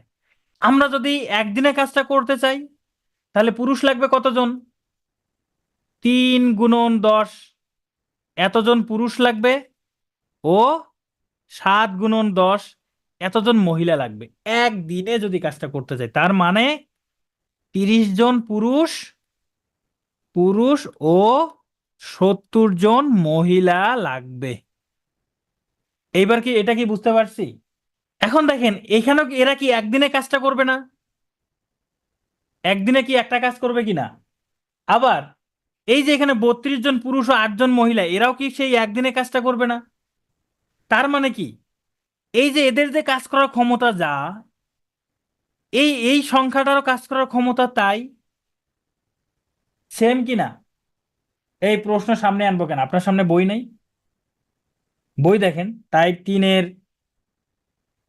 5 নং ম্যাথটা দেখেন, একদম সেম। তাহলে আমি এখান থেকে কি লিখতে পারি? লিখতে পারি এখানে পাইছি কত, 32 জন পুরুষ, 32 জন পুরুষ যোগ কতজন মহিলা পাইছি এখানে? 48 জন মহিলা। 48 জন মহিলা সমান 30 জন পুরুষ যোগ 70 জন মহিলা। এই সমীকরণটা কি বুঝতে পারছি? এবার দেখেন তো, এইখানে ছিল 32 জন পুরুষ, সমীকরণের বাম পাশে 32 জন পুরুষ, এইখানে 30 জন পুরুষ। আবার এইখানে 48 জন মহিলা, এখানে 70 জন মহিলা। তার মানে কি? তার মানে এখান থেকে 2 জন পুরুষ কমে গেছে। 2 জন পুরুষ কমে যাওয়ার কারণে এখানে দেখেন এই যে 70 থেকে 48 বাদ দিলে কত হয়? 22। 22 জন মহিলা বেড়ে গেছে। দেখেন এখানে 2 জন পুরুষ, এই যে এখান থেকে 2 জন পুরুষ বাদ দিছি, আর এইখানে এসে এখান থেকে যদি 2 জন পুরুষ বাদ দেই, এখানে 22 জন মহিলা যোগ করতে হচ্ছে, তাহলে কিন্তু সমান হচ্ছে। এটা কি বুঝতে পারছেন? 2 জন পুরুষ যদি এখান থেকে বাদ দেই, তাহলে এখানে 22 জন পুরুষ, সরি, 22 জন মহিলা যোগ করতে হচ্ছে। তার মানে 2 জন পুরুষের কাজ করার ক্ষমতা যা, 22 জন মহিলার কাজ করার ক্ষমতাও তাই। তার মানে 2 জন পুরুষ সমান 22 জন মহিলা। 2 জন পুরুষ সমান 22 জন মহিলা। এখন আমরা এই যে এই লাইনটা আমার অঙ্কের মধ্যে ছিল না, এই ধরনের কোনো লাইন, সেটা আমরা প্রতিষ্ঠা করলাম। এখন আমরা কি করব? পুরুষকে মহিলা বানাবো। পুরুষকে মহিলা বানাই আমরা অঙ্ক করব। এখানে আছে কয়জন মহিলা? 4 জন, সরি, এখানে আছে 4 জন পুরুষ। এই 4 জন পুরুষকে যদি আমরা মহিলা বানাই, অথবা এখানকার 3 জন পুরুষকে যদি মহিলা বানাই, যে কোনো একটা করলেই হবে। হয় 4 জন পুরুষকে মহিলা বানাবেন, না হয় 3 জন পুরুষকে মহিলা বানাবেন, যে কোনো একটা করবেন। না, এটা প্র্যাকটিসের ব্যাপার, হঠাৎ করে কেমন করে বুঝবেন? এগুলো প্র্যাকটিস করতে করতে হবে। 22 জন মহিলা, দেখেন তো এখান থেকে, এই যে এখানে 22 জন পুরুষ, এখানে আছে 30 জন পুরুষ, কয়জন কমছে? 2 জন কমছে। এখানে 2 জন পুরুষ কমার কারণে এখানে ছিল 48 জন, এখানে হয়েছে 70 জন। এখানে ছিল 48 জন, এখানে 70 জন। 2 জন পুরুষ কমে গেছে। আমার ক্ষমতা ঠিক রাখার জন্য, আমার কাজ করার ক্ষমতা, পাওয়ার ঠিক রাখার জন্য 2 জন পুরুষ চলে যাওয়ার কারণে 22 জন মহিলা নিয়ে আসতে হয়েছে। তার মানে 2 জন পুরুষের কাজ করার ক্ষমতা যা, 22 জন মহিলার কাজ করার ক্ষমতা তাই। এখন আমরা এটা করব, এই 2 জন পুরুষ সমান 22 জন মহিলা। তাহলে 1 জন পুরুষ সমান 22/2 জন মহিলা। এটা মহিলা লিখতে হবে, নাহলে আবার ভুল হবে। আমরা এইখানে এইখানে যে 4 জন পুরুষ আছে, এই 4 জনকে মহিলা বানাই। তাহলে 4 জন পুরুষ সমান এই 22/2 × 4 এতজন মহিলা। তাহলে কত হয়? 44 জন মহিলা। টোটাল 44 জন মহিলা। ওকে, দেখেন 44 জন মহিলা। তাহলে এবার এই যে 4 জন পুরুষ, মানে আমি 4 জন পুরুষ যদি বাদ দেই এখানে, তাহলে আমি লিখতে পারবো 44 জন মহিলা। আর এখানে 6 জন মহিলা, তাহলে টোটাল কতজন হইলো? 50 জন মহিলা। 50 জন মহিলা একটা কাজ 8 দিনে করতে পারে। 50 জন মহিলা একটা কাজ 8 দিনে করতে পারে। প্রশ্ন বলছে 10 জন মহিলা তাহলে কত দিনে করতে পারবে? সহজ হয়ে গেল না? তাহলে আমরা লিখতে পারি 50 জন মহিলা করতে পারে 8 দিনে। 8 দিনে তাহলে একজন মহিলা করতে পারবে 8 × 50 দিনে। প্রশ্ন বলছে 10 জন মহিলা, তাহলে 10 জন মহিলা করতে পারবে 8 × 50/10। এটা হিসাব করলে, এটা দ্বারা এটা 10 দ্বারা 50কে ভাগ করলে 5, 5 × 40, 40 দিন। এটা অ্যান্সার। বইয়ের মধ্যে সমাধান আছে, আপনারা দেখে নেবেন। তার থেকে বড় কথা হচ্ছে এই ধরনের অঙ্ক বিসিএস প্রিলিতে জিন্দেগিতেও আসবে না। আচ্ছা, আমরা এবার পরের টাইপে যাব। পরের টাইপে যাওয়ার আগে আমরা কিছু সূত্র শিখব। পরের টাইপে যাওয়ার আগে আমরা কিছু সূত্র শিখব। আমরা এখানে অনেকেই সায়েন্সের আছি। সায়েন্সের যারা ছিলাম তারা আমরা জানি যে বেগ কি। যারা সায়েন্সে কখনো পড়ি নাই বা বেগ সম্পর্কে যারা আমরা জানি না, তারা আমরা সেটা আমরা বোঝার চেষ্টা করব। চলেন, ধরেন একটা গাড়ি 3 ঘন্টায় 300 কিলোমিটার অতিক্রম করে। 3 ঘন্টা 300 কিলোমিটার অতিক্রম করে। তাহলে 1 ঘন্টায় কত কিলোমিটার অতিক্রম করবে? 1 ঘন্টা 300/3 মানে 100 কিলোমিটার অতিক্রম করবে। এই যে প্রতি একক ঘন্টায়, এই যে 1 ঘন্টায় মানে প্রতি একক সময়ে যতটুকু দূরত্ব অতিক্রম করে সেটাই হচ্ছে বেগ। এখন যারা সায়েন্সের আছেন তারা আবার বেগ দ্রুতি এইসব নিয়ে প্রশ্ন করিয়েন না, এটাই হচ্ছে বেগ। তাহলে আমরা এখানে এই যে বেগ যে 100 কিলোমিটার, এটা হলো বেগ। এই যে 1 ঘন্টা 100 কিলোমিটার যায়, এটা হচ্ছে বেগ। ওই যে ক্রিকেট খেলার সময় আমরা যে বেগ দেখি, বলের স্পিড দেখি না, যে 135 কিলোমিটার/আওয়ার, মানে প্রতি 1 ঘন্টা 135 কিলোমিটার যায়, মানে 1 ঘন্টা 135 কিলোমিটার ওই বলটা অতিক্রম করে। তাহলে আমরা এখানে বেগ পাচ্ছি কি? দেখেন আমরা বেগ সমান কি লিখতে পারি? এই যে উপরে 300, এটা হলো টোটাল দূরত্ব, এটা টোটাল দূরত্ব। নিচের 3, এটা হলো টোটাল সময়। তাহলে আমরা লিখতে পারি উপরে দূরত্ব, নিচে সময়। তাহলে বেগ সমান দূরত্ব ভাগ সময়, এটাই হলো সূত্র। এই যে আমি এখানে লিখে রাখছি বেগ সমান দূরত্ব ভাগ সময়। এই সূত্রটা দ্বারাই আমরা এখন অনেক অঙ্ক করব। এই যে 3টা জিনিস দেওয়া আছে, বেগ, এটা গতিবেগ বা যে কোনো কিছু হোক না কেন, গতিবেগ, দূরত্ব, সময়, 3টার মধ্যে যে কোনো 2টা দেওয়া থাকবে আর একটা বের করব। যদি আমাকে দূরত্ব বের করতে বলে, তাহলে দূরত্ব বেগ বের করতে বলে যে এখানে নিচে একটা 1 আছে, আমরা আর গুণ করব। দূরত্ব আর 1 গুণ করলে হবে দূরত্ব, বেগ আর সময় গুণ করব। তাহলে দূরত্ব সমান কত? বেগ গুণন সময়। যদি আমাদেরকে সময় বের করতে বলে তখন কি হবে? তখন হবে দূরত্ব ভাগ বেগ। মূলত আমাদের এই সূত্রটা মনে রাখলে হবে, দূরত্ব সমান বেগ গুণন সময়, অর্থাৎ এস সমান ভিটি। ভি হলো বেগ, টি হলো সময়, এস হলো দূরত্ব। এটাই হলো আমাদের বেগের সূত্র। আচ্ছা, তাহলে আমরা এখন বেগের সূত্র শিখলাম। আমরা আরেকটা জিনিস দেখি। ধরেন এটা হইল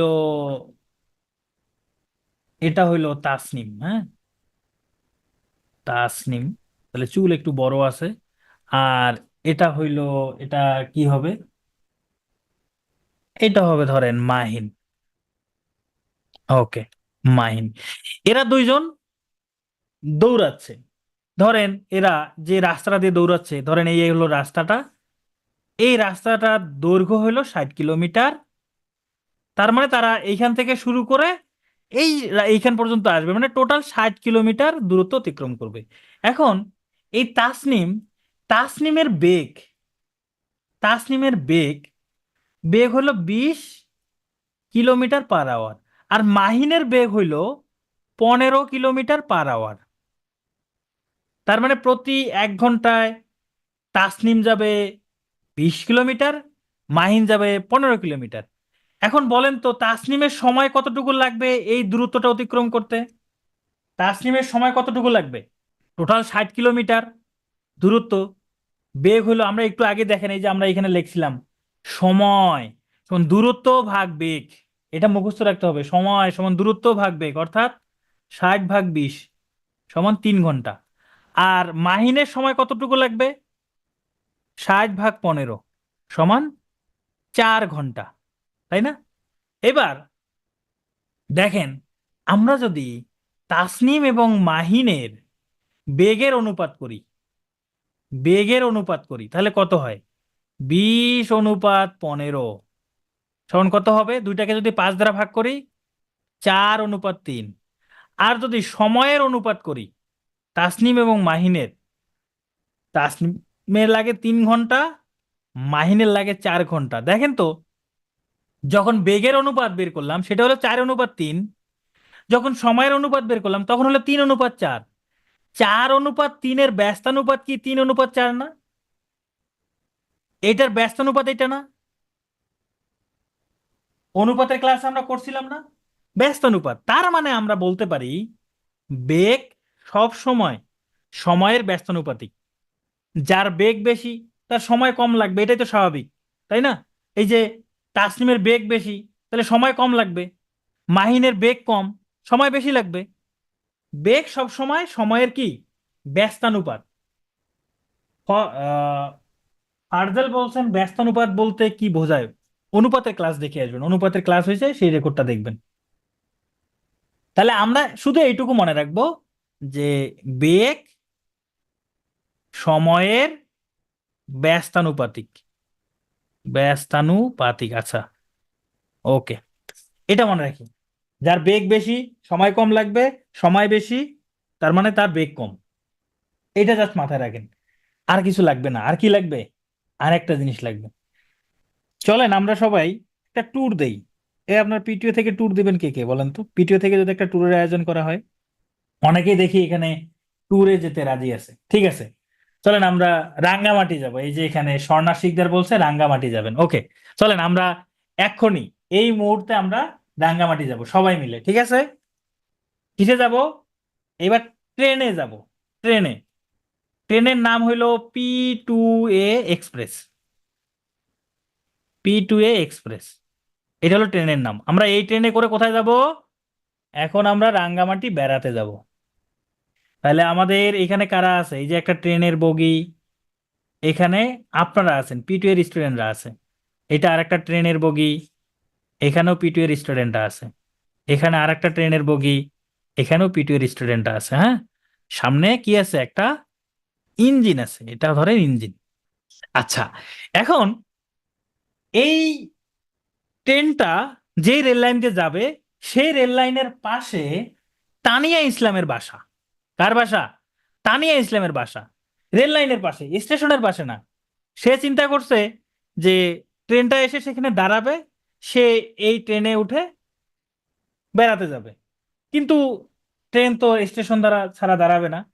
এই তানিয়া ইসলাম এই যে রেল লাইনের পাশে ঠিক এইভাবে দাঁড়ায় আছে, খুব আনন্দ নিয়ে দাঁড়ায় আছে। ট্রেন এসে দাঁড়াবে, তাকে এখানে তুলে নিবে।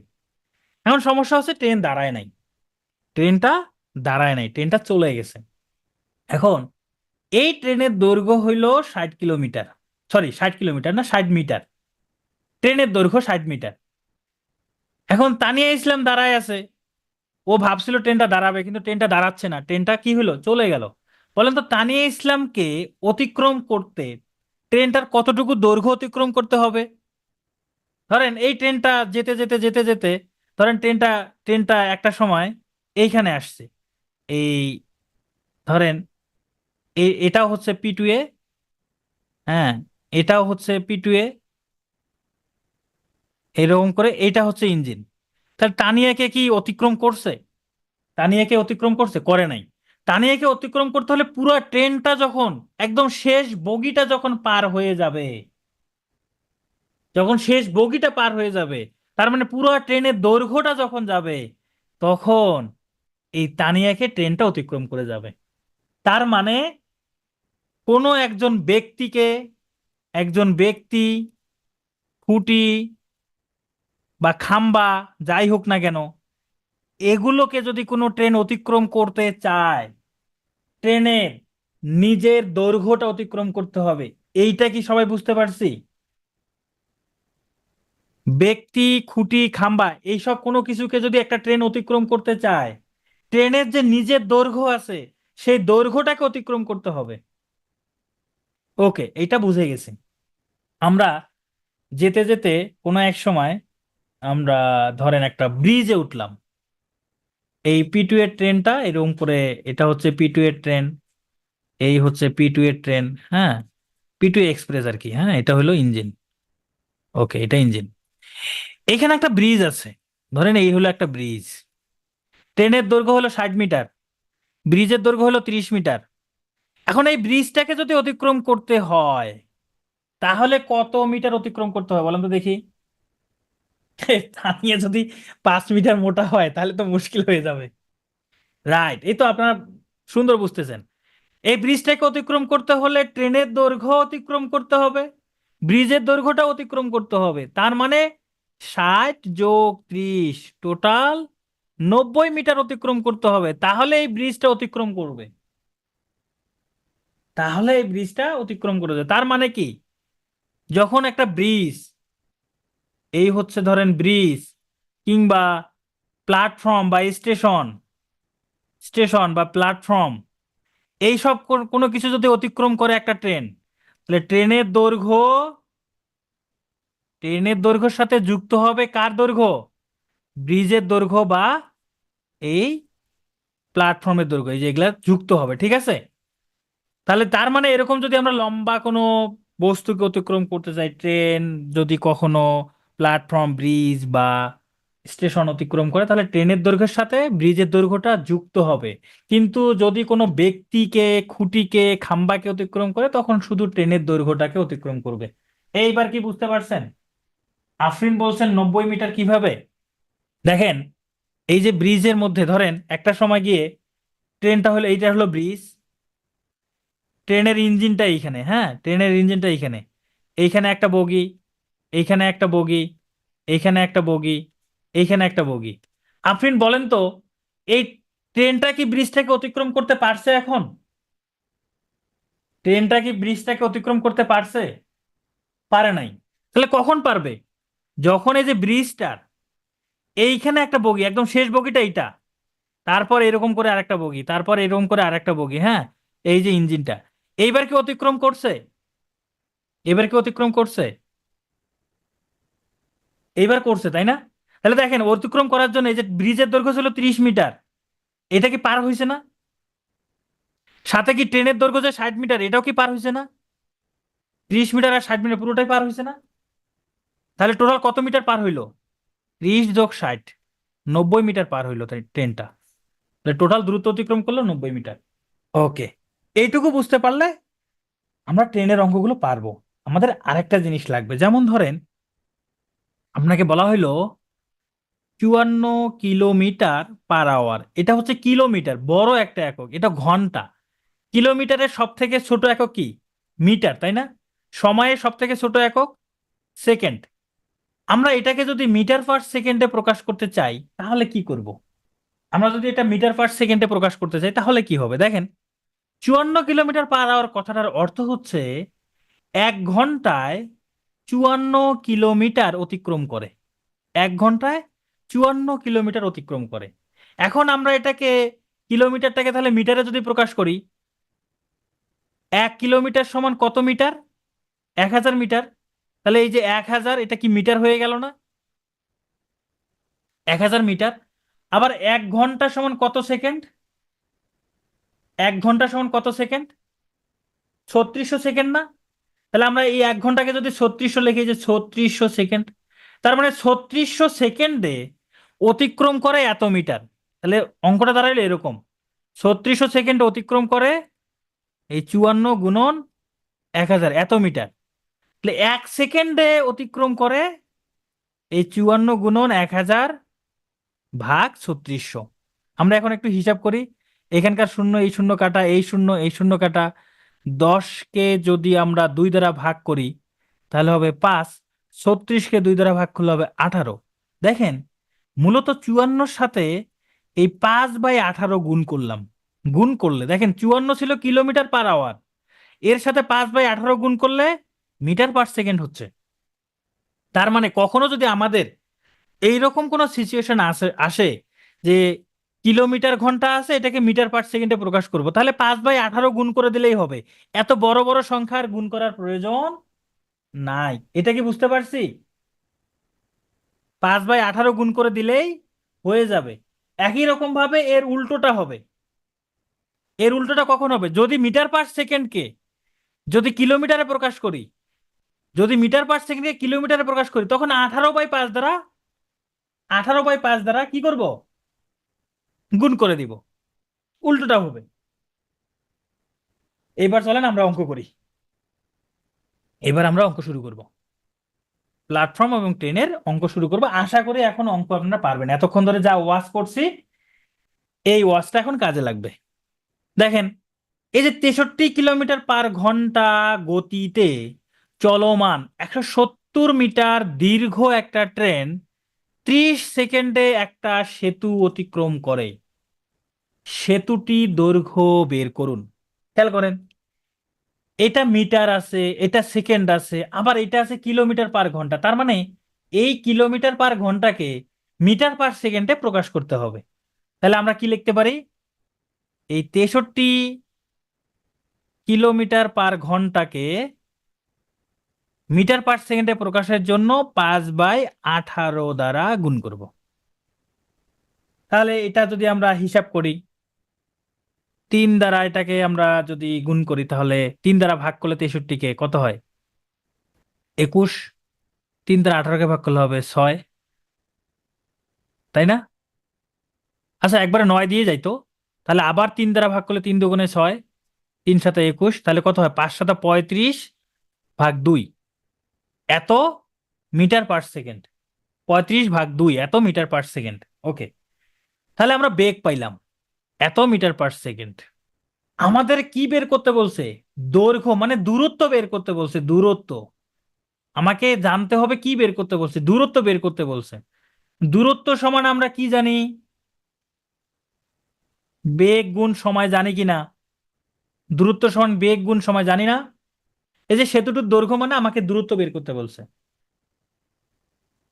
তাহলে বেগ পাইলাম 35/2, সময় পাইছি এই যে 30 সেকেন্ড, গুণ 30।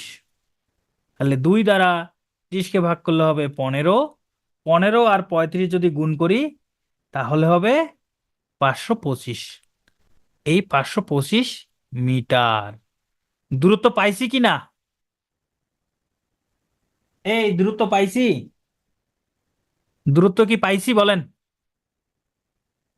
এইবার এই দ্রুত অতিক্রম করতে গিয়ে সে একটা সেতু অতিক্রম করছে, আবার নিজের যে দৈর্ঘ্য সেইটা অতিক্রম করছে। ও, অ্যান্সার পাই নাই। আরে দূরত্ব পাইছি, এখনো তো অ্যান্সার পাই নাই। এই দূরত্বের মধ্যে ট্রেনের দৈর্ঘ্য আছে, 525-এর মধ্যে ট্রেনের দৈর্ঘ্য আছে, সেতুর দৈর্ঘ্য আছে। প্রশ্ন বলছে সেতুর দৈর্ঘ্য হলো 170 মিটার, সরি ট্রেনের দৈর্ঘ্য 170 মিটার। তাহলে সেতুটির দৈর্ঘ্য কত হবে? সেতুর দৈর্ঘ্য হবে এই 525 - 170, বিয়োগ করলে হবে কত? 355 মিটার। এটা হলো সেতুর দৈর্ঘ্য। ও আচ্ছা, ঠিক আছে, আমরা পরের ম্যাথটা করি। চলেন। 240 মিটার লম্বা একটা ট্রেন, তাহলে ট্রেনের দৈর্ঘ্য দেওয়া আছে, 24 সেকেন্ডে একজন মানুষকে অতিক্রম করে। ওকে, ওই একই ট্রেনটি 650 মিটার লম্বা একটা প্ল্যাটফর্ম অতিক্রম করতে কত সময় লাগবে? আমার বের করতে হবে সময়। সময়ের সূত্রটা কি আমরা জানি? সময়ের সূত্রটা হইল দূরত্ব ভাগ বেগ, সেটা কি না? এটা সূত্র। তাহলে সময় বের করতে হলে দূরত্ব লাগবে আর একটা হচ্ছে বেগ লাগবে। এখানে কি দূরত্ব দেওয়া আছে? আছে। এখানে আমরা বের করতে পারি এইভাবে, দূরত্ব সমান, দেখেন এই যে প্ল্যাটফর্মটা হচ্ছে 650 মিটার লম্বা। এই 650 মিটার লম্বা প্ল্যাটফর্ম অতিক্রম করবে 240 মিটার একটা দৈর্ঘ্যের ট্রেন। তাহলে টোটাল দূরত্ব অতিক্রম করতে হবে 650 যোগ 240 সমান 890 মিটার। এটা হইল টোটাল দূরত্ব। এবার বেগ কত ট্রেনের বেগ? এই দেখেন 24 সেকেন্ডে 240 মিটার পথ অতিক্রম করে। বেগ সমান কত তাহলে? এই 240 ভাগ 24 সমান 10 মিটার/সেকেন্ড। তাহলে আমরা বেগ পাইলাম, দূরত্ব পাইলাম। এখন আমরা সূত্রের মধ্যে মান বসাই দিয়ে সময় বের করব। সমান কত? 89 সেকেন্ড। এই তো আপনারা বের করে ফেলছেন, বাহ। আচ্ছা, একই রকম ভাবে এই অঙ্কটা দেখেন। একটি ট্রেন 40 সেকেন্ডে একটি প্ল্যাটফর্ম, 30 সেকেন্ডে ওই প্ল্যাটফর্মে দাঁড়িয়ে থাকা একজন মহিলাকে অতিক্রম করে। যদি ট্রেনের গতিবেগ 108 কিলোমিটার/ঘন্টা হয়, তাহলে ওই প্ল্যাটফর্মের দৈর্ঘ্য কত? আমাদের এখানে বের করতে বলছে প্ল্যাটফর্মের দৈর্ঘ্য। তাহলে প্ল্যাটফর্মের দৈর্ঘ্য বের করার আগে আমাদের ট্রেনের দৈর্ঘ্য লাগবে। ট্রেনের দৈর্ঘ্য লাগবে না? দেখেন, এটা সেকেন্ড, এটা সেকেন্ড। তাহলে এই যে 108 কিলোমিটার/ঘন্টা, এটাকে আমরা কি করব? মিটার/সেকেন্ডে প্রকাশ করব। এই 108 কিলোমিটার/ঘন্টাকে মিটার/সেকেন্ডে প্রকাশ করব। এই 108-এর সাথে 5/18 গুণ করে দিব। এই 18 কে 18 দ্বারা 108-কে ভাগ করলে হয় 6। তাহলে 5 × 6 = 30 মিটার/সেকেন্ড। আমরা কি পাইলাম? এটা বেগ। বেগ দেওয়া আছে। এবার দেখেন, 30 সেকেন্ডে 30 সেকেন্ডে কি করে? একটা মহিলাকে অতিক্রম করে।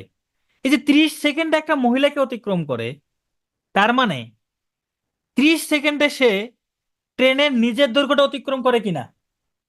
তানজিল আক্তার, 5/18 কোথায় পেলাম? আমি এটা একটু আগেই বলছি, আর ক্লাসের শুরুতেই বলছি, আমি একটা জিনিস যখন বুঝাবো সেটা আমি দ্বিতীয়বার রিপিট করব না, প্লিজ। আপনি আরেকবার রেকর্ডটা দেখে নেবেন, হ্যাঁ? দেখেন, 30 সেকেন্ডে একটা মহিলাকে অতিক্রম করে, তার মানে ট্রেনটা নিজের দৈর্ঘ্যটাই অতিক্রম করে 30 সেকেন্ডে। তাহলে ট্রেনের দৈর্ঘ্য কত হবে? ট্রেনের দৈর্ঘ্য ট্রেনের দৈর্ঘ্য 30 × 30 সমান 900 মিটার। এটা হলো ট্রেনের দৈর্ঘ্য। আবার বলছে 40 সেকেন্ডে 40 সেকেন্ডে প্ল্যাটফর্ম অতিক্রম করে। তার মানে 40 সেকেন্ডে যখন প্ল্যাটফর্ম অতিক্রম করে, একটা প্ল্যাটফর্ম অতিক্রম করতে গেলে প্ল্যাটফর্ম প্লাস ট্রেন, দুইটার দৈর্ঘ্য অতিক্রম করতে হয়, তাই না? ট্রেনের দৈর্ঘ্য প্ল্যাটফর্ম প্লাস ট্রেনের দৈর্ঘ্য কত হবে? এই যে প্রতি সেকেন্ডে 30 মিটার যায় প্রতি সেকেন্ডে, তাহলে 40 সেকেন্ডে যাবে 40 × 30 সমান 1200 মিটার। খেয়াল করেন, এই 1200 মিটার হইল ট্রেনের দৈর্ঘ্য প্লাস প্ল্যাটফর্মের দৈর্ঘ্য। আর আমরা একটু আগেই 900 মিটার বের করছি ট্রেনের দৈর্ঘ্য। তাহলে প্ল্যাটফর্মের দৈর্ঘ্য কত? প্ল্যাটফর্মের দৈর্ঘ্য প্ল্যাটফর্মের দৈর্ঘ্য এই 1200 - 900 সমান 300 মিটার। এটা হলো অ্যান্সার। আচ্ছা, আমরা তাহলে পরের ম্যাথে চলে যাই। ম্যাথগুলো কিন্তু এখন আশা করি সহজ লাগতেছে। আর যারা মাঝখানে ঢুকছেন, মাঝখানে ঢুকে এখন বুঝতেছেন না, আপনারা ক্লাসে দেখেন, পরবর্তীতে আবার রেকর্ডটা দেখে নিন। এখানে বলছে 125 মিটার দৈর্ঘ্যের একটা ট্রেন যেদিকে চলছিল ঠিক সেদিকে একজন লোক 8 কিলোমিটার/ঘন্টা বেগে দৌড়াচ্ছিল। যদি ট্রেনটি লোকটিকে 25 সেকেন্ড অতিক্রম করে, তাহলে ট্রেনটির গতিবেগ কত? মনে আছে আমরা ওই যে যখন পিটুএ কে নিয়ে আমরা ট্যুরে যাচ্ছিলাম, তানিয়া কিন্তু দাঁড়িয়েছিল, তাই না? তানিয়া দাঁড়িয়েছিল। যখন দেখতেছে ট্রেন তার জন্য দাঁড়াচ্ছে না, সে ট্রেনের দিকে দৌড়াচ্ছে। ধরেন এই হচ্ছে ট্রেন, এটা হচ্ছে পিটুএ ট্রেন। হ্যাঁ, এটা হচ্ছে পিটুএ ট্রেন, এটা পিটুএ ট্রেন, এটা হচ্ছে ইঞ্জিন। আর এইখানে তানিয়া দাঁড়াইছিল। যখন দেখলো তার জন্য ট্রেনটা দাঁড়াচ্ছে না, সে ট্রেনের পিছনে দৌড় দিছে একটা। ট্রেনের পিছনে একটা দৌড় দিছে। তাহলে দৌড় দেওয়ার ফলে কি হবে? ট্রেন যেদিকে যাচ্ছে তানিয়াও সেদিকে দৌড়াচ্ছে। তবে এই যে 25 সেকেন্ডে অতিক্রম করছে, যে দেখেন 25 সেকেন্ডে তানিয়াকে অতিক্রম করতে হলে ট্রেনের দৈর্ঘ্য তো অতিক্রম করছেই, ট্রেনের দৈর্ঘ্য অতিক্রম করছে ঠিক আছে, কিন্তু এই 25 সেকেন্ডে তানিয়া কিন্তু আর নিজের জায়গায় দাঁড়িয়েছিল না, সে ট্রেনের দিকে আর একটু আগায় গেছে। তার মানে ট্রেনকে, ট্রেনের দৈর্ঘ্যের পাশাপাশি তানিয়া যতটুকু দৌড়াই গেছে সেটা অতিক্রম করতে হয়েছে। হয়েছে কিনা, করতে হয়েছে কিনা এটা বলেন। আগে যখন দাঁড়ায় ছিল ট্রেনটা শুধু নিজের দৈর্ঘ্যটা অতিক্রম করে গেছে, এবার তানিয়া ট্রেনের দিকে দৌড়াইছে, দৌড়াই ধরেন এইখানে আসছে, এইখানে আসছে, এখন টানিয়ে এইখানে আসছে, তখন ট্রেনটা ওকে অতিক্রম করে চলে গেল, সে নিরাশ হয়ে এখানে বসে পড়ল। এখন এই যে টানিয়ে ছিল এইখানে, এই যে দূরত্বটা অতিক্রম করলো, এই দূরত্ব কিন্তু ট্রেনকে অতিক্রম করতে হয়েছে, এটাও আমাদের বের করতে হবে। তাহলে প্রথম কাজ হইল, প্রথম কাজ কি আমাদের, এই যে তানিয়া যে দৌড় দিছিল, তানিয়ার যে দৌড়ের বেগ সেটা 8 কিলোমিটার পার ঘন্টা, এই 8 কিলোমিটার পার ঘন্টাকে মিটার পার সেকেন্ডে প্রকাশ করতে হবে। 8 × 5/18 কত হয়, হিসাব করলে 2.23 মিটার পার সেকেন্ড। এইটা, এটা হলো তানিয়ার বেগ। দেখেন 25 সেকেন্ডে তো তানিয়াকে অতিক্রম করছে, এই 25 সেকেন্ডে তানিয়া কতটুকু দূরত্ব গেছে, তার মানে তানিয়া 1 সেকেন্ডে যায় 2.23 মিটার, তাহলে 25 সেকেন্ডে গেছে, বাংলিশ হয়ে গেল, আচ্ছা এটা 3 করে দেই, 25 সেকেন্ডে গেছে 2.23 গুণন 25, হিসাব করলে কত হয়, 55.75। তার মানে এই যে দূরত্বটা, এই দূরত্ব হলো 55.75, তানিয়া এইটুকু দূরত্ব দৌড়াইছে।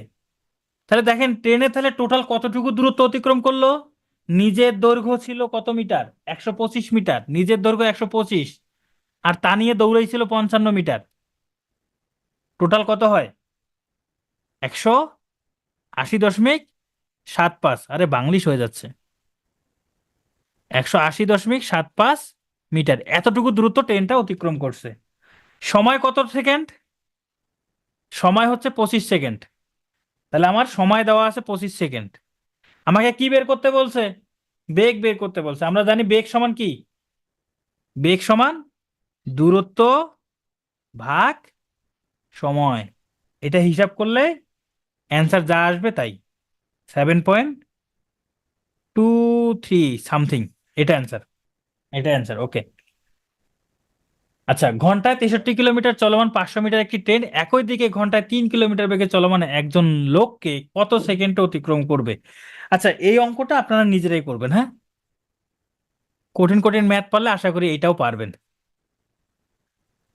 আচ্ছা আমি করে দেই। দেখেন ট্রেনের বেগ হলো 63 কিলোমিটার পার ঘন্টা, ট্রেন যেদিকে যাচ্ছে সেদিকে ধরেন তানিয়া 3 কিলোমিটার পার বেগে যাচ্ছে, তানিয়াও 3 কিলোমিটার পার বেগে যাচ্ছে। মনে রাখবেন ট্রেন যেদিকে যাচ্ছে তার সাথে যদি আরেকজন ব্যক্তি যায়, তাহলে এই ব্যক্তির সাপেক্ষে ট্রেনের আপেক্ষিক বেগ বিয়োগ হবে, বিয়োগ হবে মানে কমে যাচ্ছে, 60 কিলোমিটার পার আওয়ার একই দিকে যদি হয়। কিন্তু যদি বিপরীত দিকে হইতো, ধরেন ট্রেন এদিকে যাচ্ছে, তানিয়া এদিকে দৌড়াচ্ছে, তখন আবার যোগ হইতো, তখন আবার যোগ হইতো। আমরা এইটা নৌকার অঙ্কতে আবার দেখব। হ্যাঁ, একই দিকে গেলে বিয়োগ, বিপরীত দিকে গেলে যোগ। তাহলে এখানে ট্রেনের বেগ মূলত কত, ট্রেনের বেগ হলো 63 - 3 সমান 60 কিলোমিটার পার আওয়ার। এখানে দূরত্ব দেওয়া আছে, বলছে সময় বের করতে, তাহলে সময়টা বের করবেন, এখন বাকিটুকু আপনারা নিজেরাই করবেন ওকে। আমরা পরবর্তী টাইপে চলে যাই, এই টাইপটা করে, এই টাইপটা করলে আর আমাদের পরের অঙ্কগুলো খুব সহজ আছে, হ্যাঁ। দেখেন এখানে কি বলছে, ঢাকা থেকে টাঙ্গাইলের দূরত্ব হচ্ছে 45 মাইল, ওকে, ঢাকা এবং টাঙ্গাইলের দূরত্ব 45 মাইল। তাসনিম ঘন্টায় 3 মাইল বেগে হাঁটে, তাসনিমের বেগ হলো 3 মাইল। ওই যে আমার যে স্টুডেন্টের কথা বলছিলাম না, যে cos 2 π c, সেই স্টুডেন্টের নাম হচ্ছে তাসনিম। যাই হোক, তাসনিম ঘন্টায় 3 মাইল বেগে হাঁটে, এবং রহিম ঘন্টায় 4 মাইল বেগে হাঁটে। ওকে, প্রশ্ন কি বলছে? তাসনিম ঢাকা থেকে রওনার 1 ঘন্টা পর রহিম টাঙ্গাইল থেকে রওনা হয়েছে। রহিম কত মাইল হাঁটার পর তাসনিমের সাথে দেখা হবে? ওকে, আমরা একটা এখানে চিত্র অঙ্কন করি। ধরেন এটা হলো ঢাকা, এই হলো ঢাকা, আর এই হলো টাঙ্গাইল, এই হইলো টাঙ্গাইল। ওকে, ধরেন এইখানে তাসনিম আছে, এইখানে তাসনিম, আর এইখানে হচ্ছে রহিম। রহিম, ওকে। তাসনিম এদিকে রওনা করলো, রহিম টাঙ্গাইল থেকে ঢাকার দিকে রওনা করলো। ওকে, টোটাল দূরত্ব কত? টোটাল দূরত্ব হলো 45 মাইল। এই পর্যন্ত আশা করি কারো কোনো সমস্যা নাই। আশা করি কারো কোনো সমস্যা নাই। দেখেন এখানে কি বলছে। বলছে তাসনিমের বেগ হলো 3 মাইল/ঘন্টা, রহিমের বেগ 4 মাইল/ঘন্টা। তবে তাসনিম যখন রওনা করলো তার 1 ঘন্টা পর রহিম রওনা করছে। তার মানে তাসনিম 1 ঘন্টা হাঁটছে, তাসনিম 1 ঘন্টা হেঁটে গেছে। আচ্ছা, তাসনিম 1 ঘন্টায় কত মাইল গেছে? তাসনিম 1 ঘন্টায় কত মাইল গেছে? 3 মাইল, তাই না? ধরেন তাসনিম এক ঘন্টায় ধরেন তাসনিম 1 ঘন্টায় এইটুকু দূরত্ব আসছে, এইখানে আসছে, এই 3 মাইল আসছে। তার মানে তাসনিম এইখানে, এখন এইখানে আছে তাসনিম, এইখানে। তাসনিম এইখানে, তখন রহিম রওনা শুরু করলো, মানে তখন রহিম কি করলো? রওনা দিল। এখন বলেন তো, তাসনিম এবং রহিম যখন রহিম রওনা দিল, তাসনিম এবং রহিমের মধ্যে ব্যবধান কত মাইল? দূরত্ব কত মাইল? তাসনিম কিন্তু 3 মাইল চলে আসছে, আর মাত্র 42 মাইল। 42 মাইল, খেয়াল করেন এবার। তাসনিম এইদিকে যাচ্ছে, রহিম এইদিকে আসতেছে। তাহলে একজনের সাপেক্ষে আর একজনের বেগ, বেগ কত হবে? বেগ কত হবে? তাসনিমের বেগ 3 ঘন্টা/মাইল, রহিমের 4 ঘন্টা/মাইল। যেহেতু একজন আরেকজনের বিপরীত দিকে, একজন আরেকজনের বিপরীত দিকে, এই জন্য যোগ হচ্ছে 7 মাইল/ঘন্টা।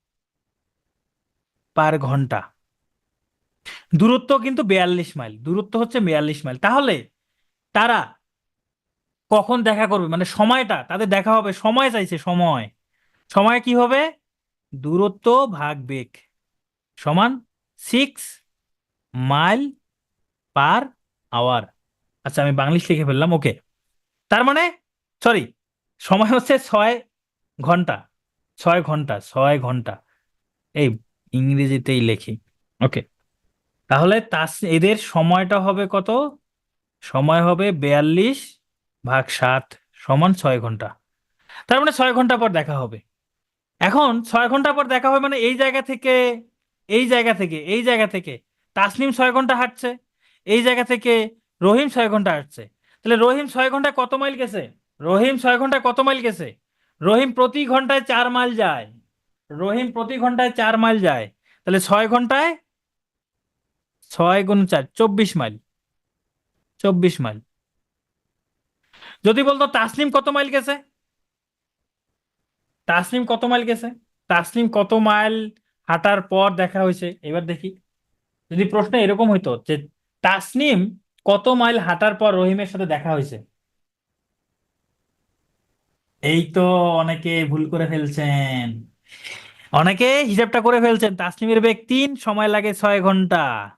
18 মাইল, সরি, 18 মাইল হাঁটার পর দেখা হয়েছে। অনেকে ভাবছেন এটা তাসনিম আগেই 3 ঘন্টা হাঁটছে, 18-র সাথে আবার 3 যোগ হবে, 18-র সাথে 3 যোগ হয়ে 21 ঘন্টা, 21 মাইল হবে। তাসনিমের ক্ষেত্রে কিন্তু 21 মাইল হবে, হ্যাঁ।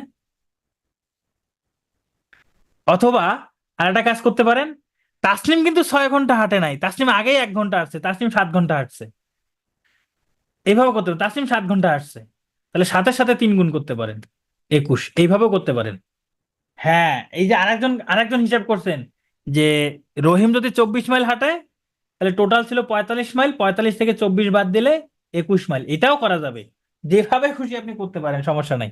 ওকে, আমরা পরের ম্যাথে চলে যাই।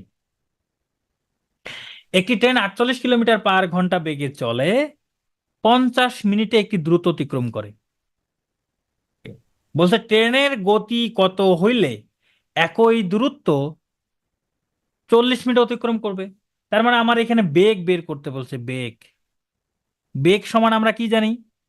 বেগ সমান আমরা জানি দূরত্ব ভাগ সময়।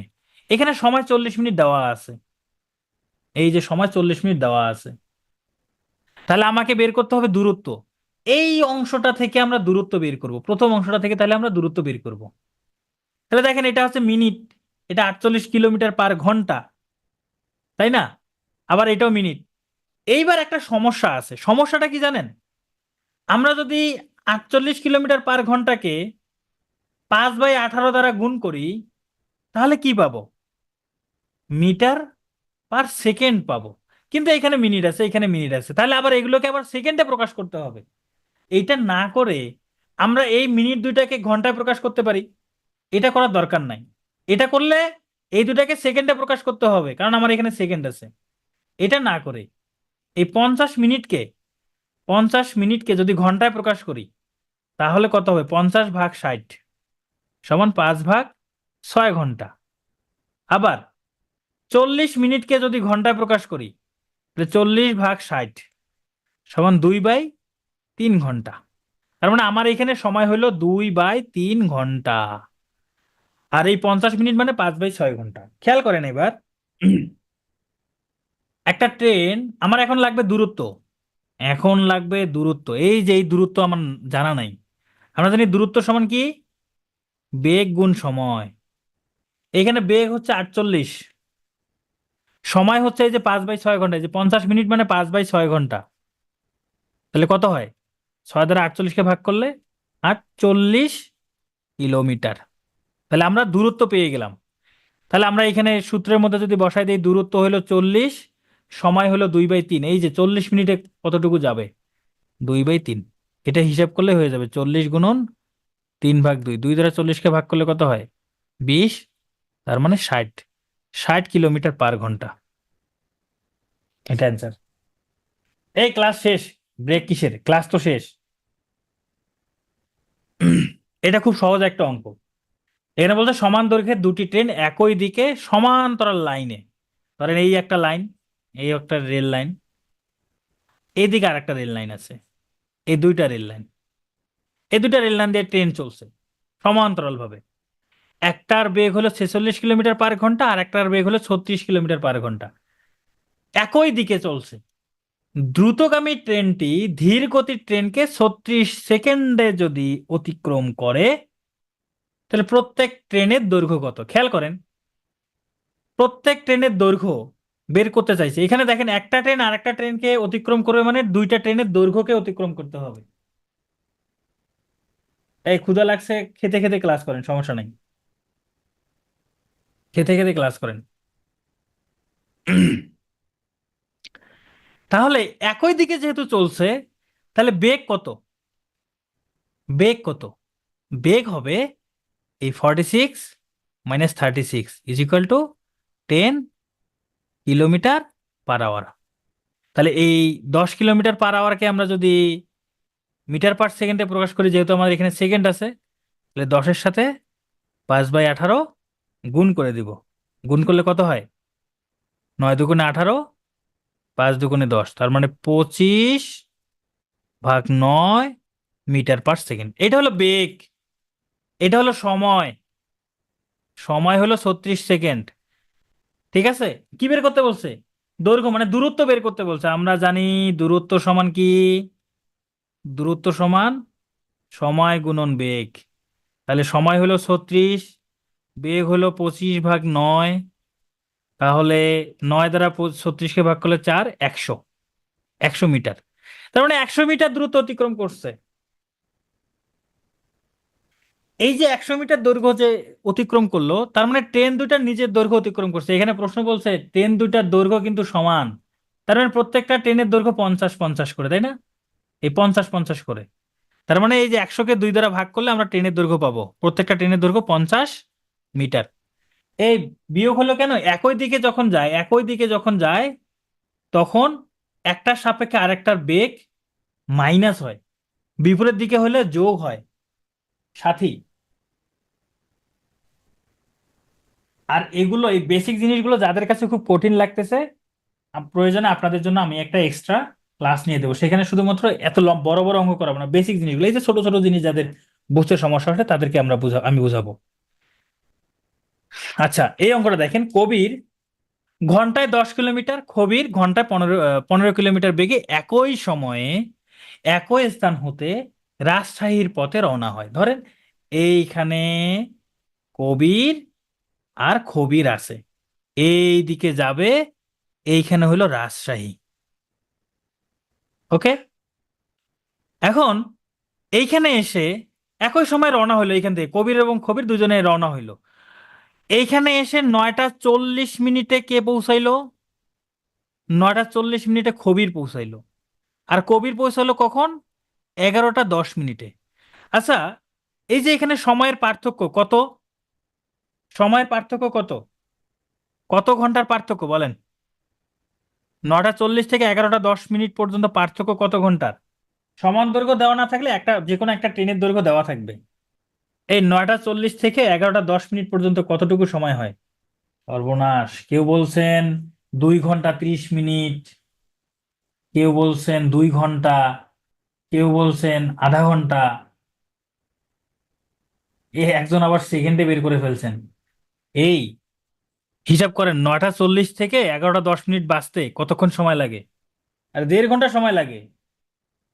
জায়গার দূরত্ব ট্রেনের দূরত্ব কি একই? ওইখানে তো ট্রেনের দূরত্ব বের করতে বলছে। ব্যাপারটা হচ্ছে দেখেন, এই অঙ্কে ধরেন এই একটা ট্রেন, ধরেন এটা একটা ট্রেন, এটা একটা ট্রেন, ঠিক আছে? এরা দুজন যদি অতিক্রম করে, এই ট্রেনের দৈর্ঘ্য অতিক্রম করতে হবে, এই ট্রেনের দৈর্ঘ্য অতিক্রম করতে হবে। ব্যাপারটা হচ্ছে হিসাবটা শুরু হবে এইখান থেকে। ধরেন এই ট্রেনটা, এই যে এই ট্রেনটা এইখানে আছে, এই ট্রেনটা এইখানে আছে, আর আরেকটা ট্রেন এসে এইখানে দাঁড়াইছে। এই যে যখন কাছাকাছি আসলো তখন থেকে আমার হিসাব শুরু, একটা আর একটার পিছনে। এখন এই পিছন থেকে এই ট্রেনটা অতিক্রম করে, পিছন থেকে এই ট্রেনটা অতিক্রম করে এইখানে আসতে এই 36 সেকেন্ড সময় লাগে। তাহলে টোটাল দূরত্ব কত? এই যে এইখানে 50 মিটার, এইখানে 50 মিটার, টোটাল 100 মিটার অতিক্রম করতে হয়। এইটা হইলো টোটাল 1.5 ঘন্টা, 1.5 ঘন্টা, 1 ঘন্টা 30 মিনিট, 1.5 ঘন্টা, বা আপনারা 90 মিনিট ধরতে পারেন, আমরা এখানে ঘন্টায় রাখি, হ্যাঁ। 1.5 ঘন্টাকে এইভাবে লেখা যায় 1.5 ঘন্টা, টোটাল 1.5 ঘন্টা, অথবা 3/2 ঘন্টা, একই কথা, দুইটা একই কথা, যাই হোক, আমরা 10 মিনিটটা নেই। তাহলে পার্থক্য হলো এত ঘন্টা। এবার একটু দেখেন, কবিরের বেগ হইল কত? কবিরের বেগ হইল 10 কিলোমিটার পার আওয়ার, আর খবিরের বেগ কত? 15 কিলোমিটার পার আওয়ার। এই যে দূরত্বটা, এই দূরত্বটা আমরা জানি না কতটুকু। দূরত্বটা ধরে নেই যদি এক্স, তাহলে কবিরের সময় কত? কবিরের সময়, কবিরের কতটুকু সময় লাগে? তাহলে সময় আমরা জানি কি, সময় সমান দূরত্ব ভাগ বেগ। কবিরের ক্ষেত্রে সময় কত হবে? দূরত্ব ভাগ বেগ। দেখেন, কবিরের যেই সময় লাগে কবিরের এই সময় লাগে, তাই না? দুজনের দুইটা সময় লাগে। এই দুইটা সময়ের পার্থক্য কিন্তু 1.5 ঘন্টা। এই দুইটা সময়ের পার্থক্য কিন্তু 1.5 ঘন্টা। এই যে কবিরের সময়টা বেশি লাগছে, কবিরের থেকে কবির 1.5 ঘন্টা আগে পৌঁছাইছে। তাহলে আমরা কবিরের সময় থেকে যদি খবিরের সময়টা বাদ দেই, যেই ফলাফলটা পাবো সেইটা হবে 1.5 ঘন্টা, যে 3/2। এইটা হিসাব করে এক্স এর মান বের করবেন, হিসাবটা আপনারা করবেন। এক্স এর মান বের করলে এটা অ্যান্সার পেয়ে যাবেন। ওকে, আচ্ছা, 30 কিলোমিটার ঘন্টা বেগে চললে কোনো ব্যক্তি বাসা থেকে, আচ্ছা এটা আর আগের অঙ্ক একদম সেম অঙ্ক, হ্যাঁ, একই অঙ্ক, এটা নিজেরা করবেন। আমাদের ক্লাস শেষের দিকে চলে আসছে, আর একটু ধৈর্য ধরুন। দেখেন এই অঙ্কটা কি বলছে, এ ও বি স্থানের দূরত্ব 500 কিলোমিটার। দুইজন ব্যক্তি এই দুইটি স্থান থেকে পরস্পর বিপরীত দিকে যথাক্রমে 20 কিলোমিটার পার ঘন্টা এবং 30 কিলোমিটার পার ঘন্টা বেগে রওনা হইল। এ স্থান থেকে কত দূরে তারা একে অপরকে অতিক্রম করবেন? ওকে, তাহলে আমরা একটা, এটা ধরি এ, আর এটা হইল বি, দূরত্ব হইল 500, কিলোমিটার। ওকে, দুইজন ব্যক্তি পরস্পর বিপরীত দিকে যথাক্রমে, একজনের হলো 20 কিলোমিটার/ঘন্টা, এর হলো 20 কিলো/ঘন্টা, বি এর হলো ধরেন 30 কিলো/ঘন্টা। এখন একজন আর একজনের যে বিপরীত দিকে যাচ্ছে, তাহলে এদের আপেক্ষিক বেগটা কত হবে? বেগ কত হবে? 20 + 30 = 50, 50 কিলো/ঘন্টা, তাই না? তাহলে এটা হলো বেগ, এটা হলো দূরত্ব। এখন কত দূরে একে অপরকে অতিক্রম করে এটা বের করার জন্য আমাকে সময় লাগবে। তাহলে সময় ইজ ইকুয়াল টু কি হবে? দূরত্ব ভাগ বেগ সমান 10 ঘন্টা। 10 ঘন্টা পর একে অপরকে কি করবে? একে অপরের একজন আরেকজনের সাথে কি হবে? মিলিত হবে বা সাক্ষাৎ হবে, তারপরে তো অতিক্রম করবে। তাহলে এই 10 ঘন্টায় এ কতটুকু দূরত্ব অতিক্রম করবে?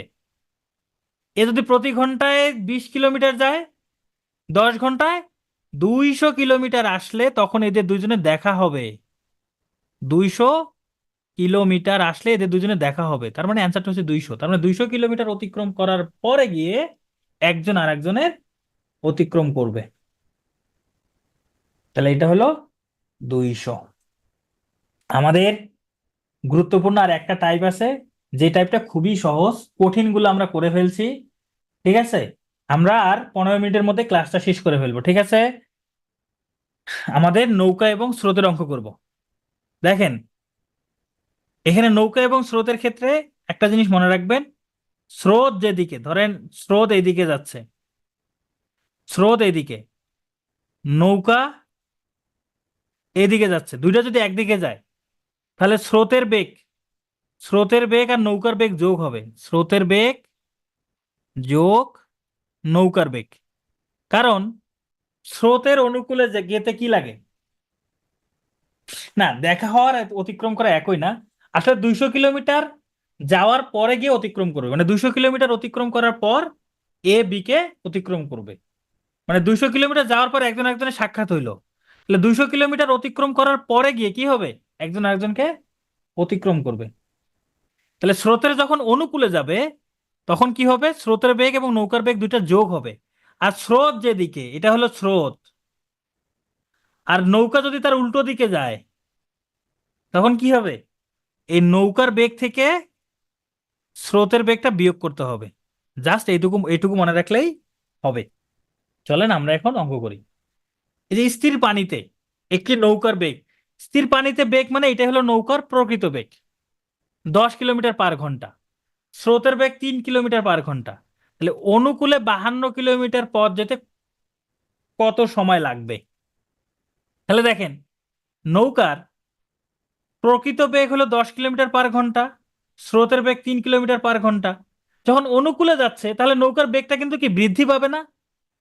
তার মানে এখানে নৌকার আপেক্ষিক বেগ হবে 10 + 3 = 13 কিলো/ঘন্টা। এটা হলো নৌকার আপেক্ষিক বেগ।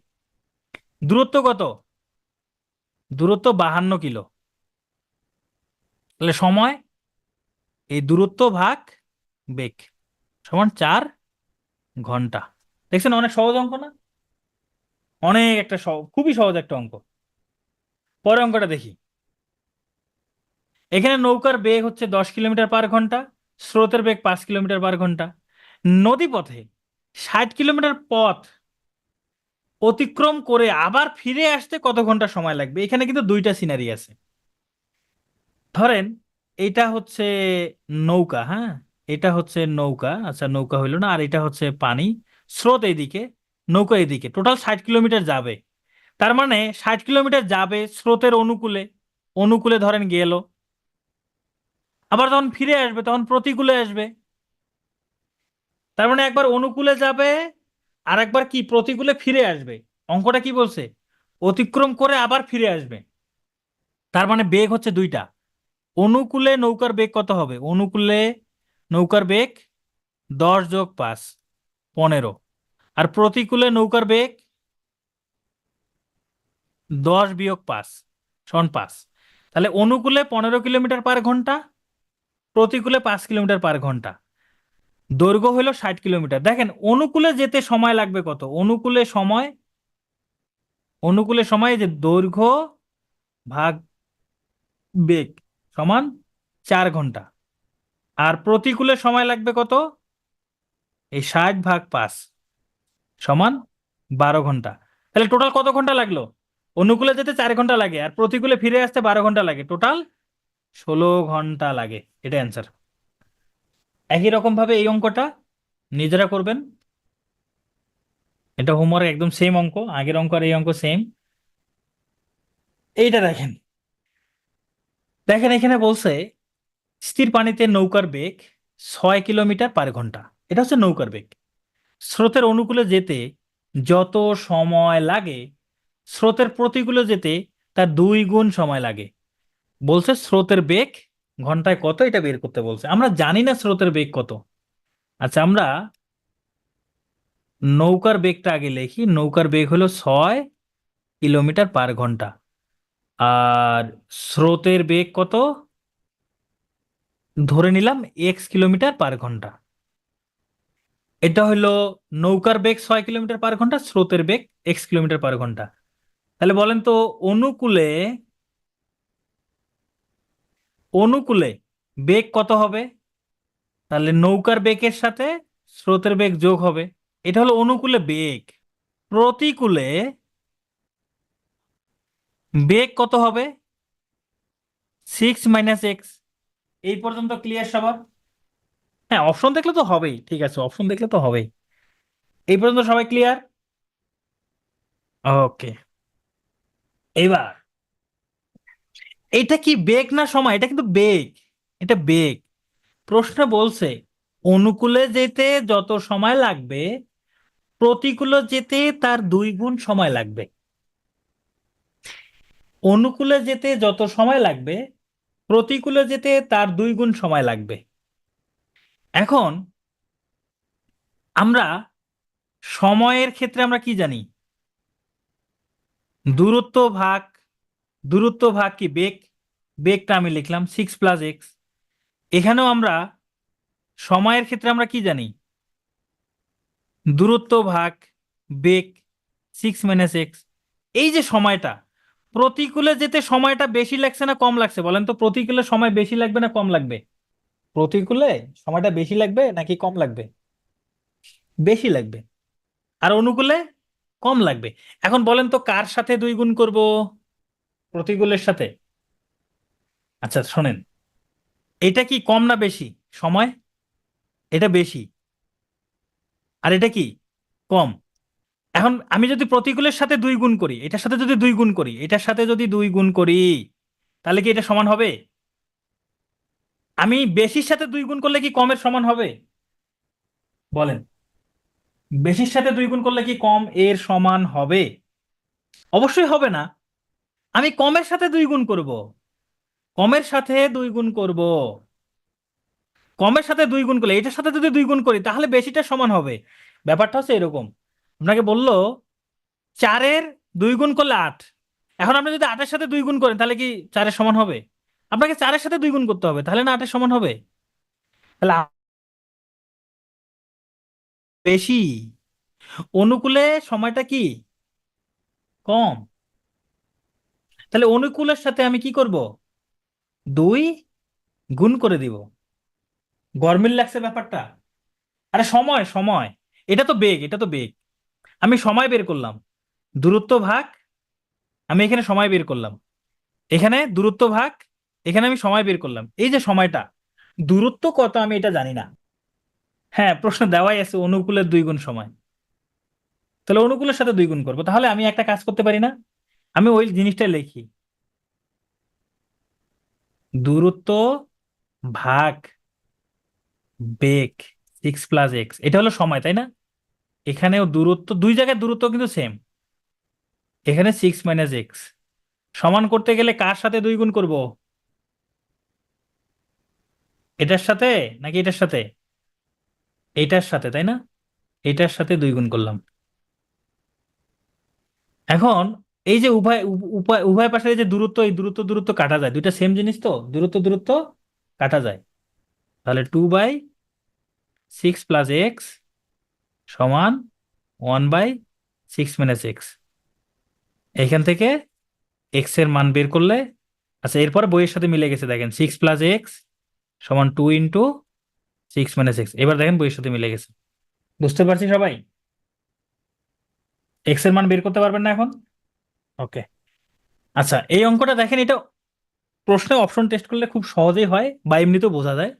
স্রোতের বেগ হচ্ছে 1 কিলোমিটার/ঘন্টা, 35 কিলোমিটার দূরত্ব অতিক্রম করে পুনরায় ফিরে আসতে একটি নৌকার 12 ঘন্টা সময় লাগে।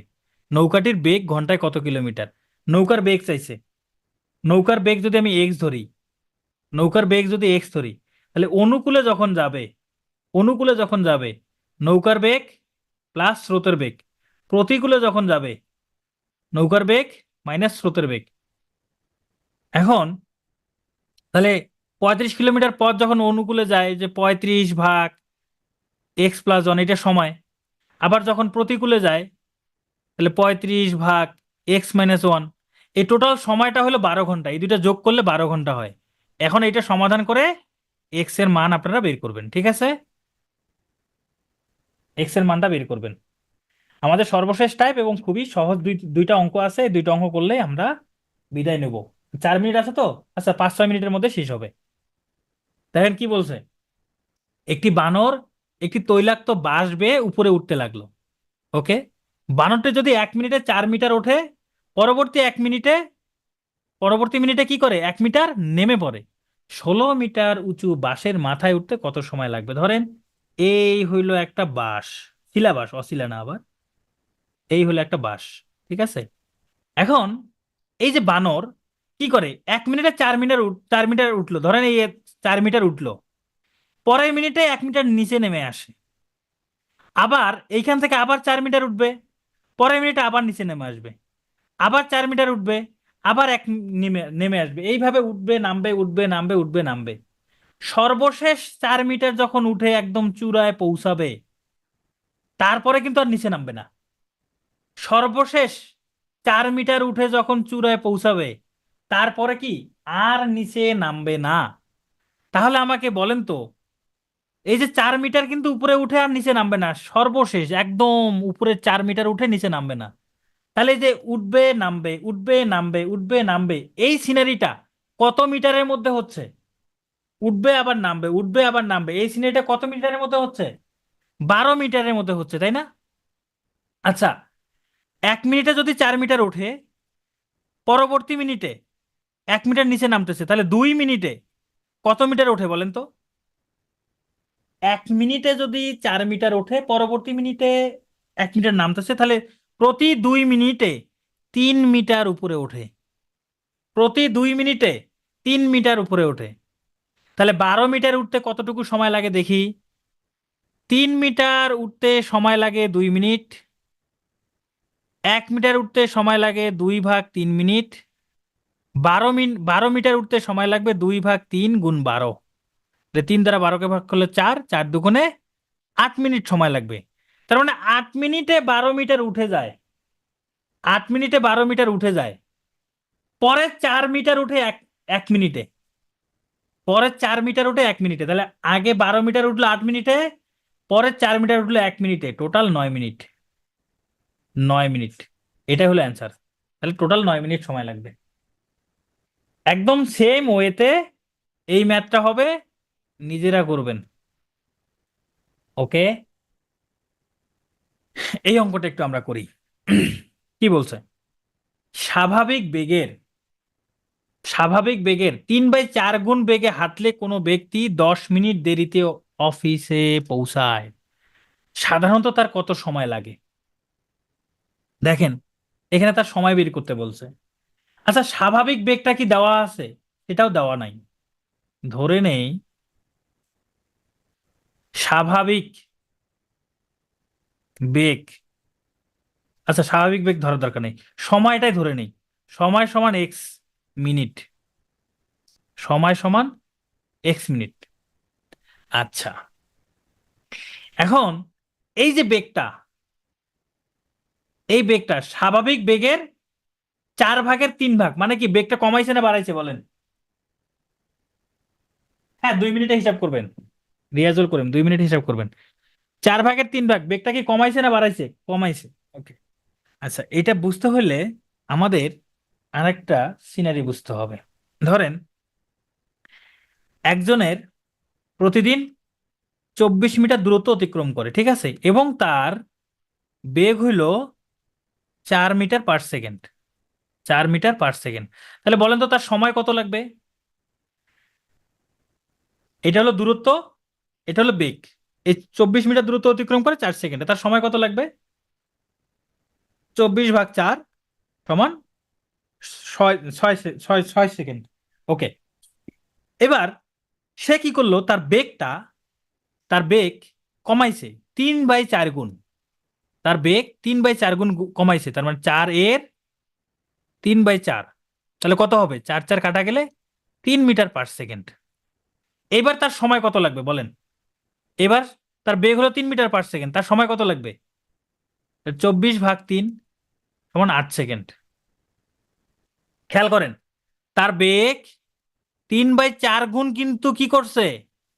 কমাইছে। এজন্য তার সময়টা কি লাগলো? বেশি লাগলো। আচ্ছা, তার সময় কত বেশি লাগলো, কত গুণ বেশি লাগলো? দেখেন তো, আগে লাগতো 6 সেকেন্ড, এখন লাগে 8 সেকেন্ড।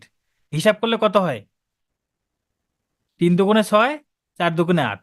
সময়টা হলো 4/3। দেখেন, বেগ 3/4 গুণ, সময় তার উল্টোটা হয়ে গেছে 4/3 গুণ। বেগ 3/4 গুণ, সময় 4/3 গুণ। আমি ওই যে একবার প্রথমে করাইছিলাম না, বেগ সময়ের ব্যস্তানুপাতিক, ব্যস্তানুপাত হয়েছে এখানে, ব্যস্তানুপাত কিন্তু হয়ে গেছে। তাহলে এবার এই অঙ্কটা আসি। দেখেন, সময় যদি x মিনিট হয়, এবার তার স্বাভাবিক বেগে সময় হলো x মিনিট। স্বাভাবিক বেগে, স্বাভাবিক বেগে সময় হলো x মিনিট। এবার বেগটা 3/4 গুণ কমাইছে, এখন সময়টা কত হবে? তাহলে বেগের উল্টোটা হবে না? 4x/3 minute. এইখানে যত গুণ বেগটা কমাইছে বা বাড়াইছে, সেটা তার উল্টোটা হয়ে গেল। এই যে উল্টো গেল, হ্যাঁ, 4x/3।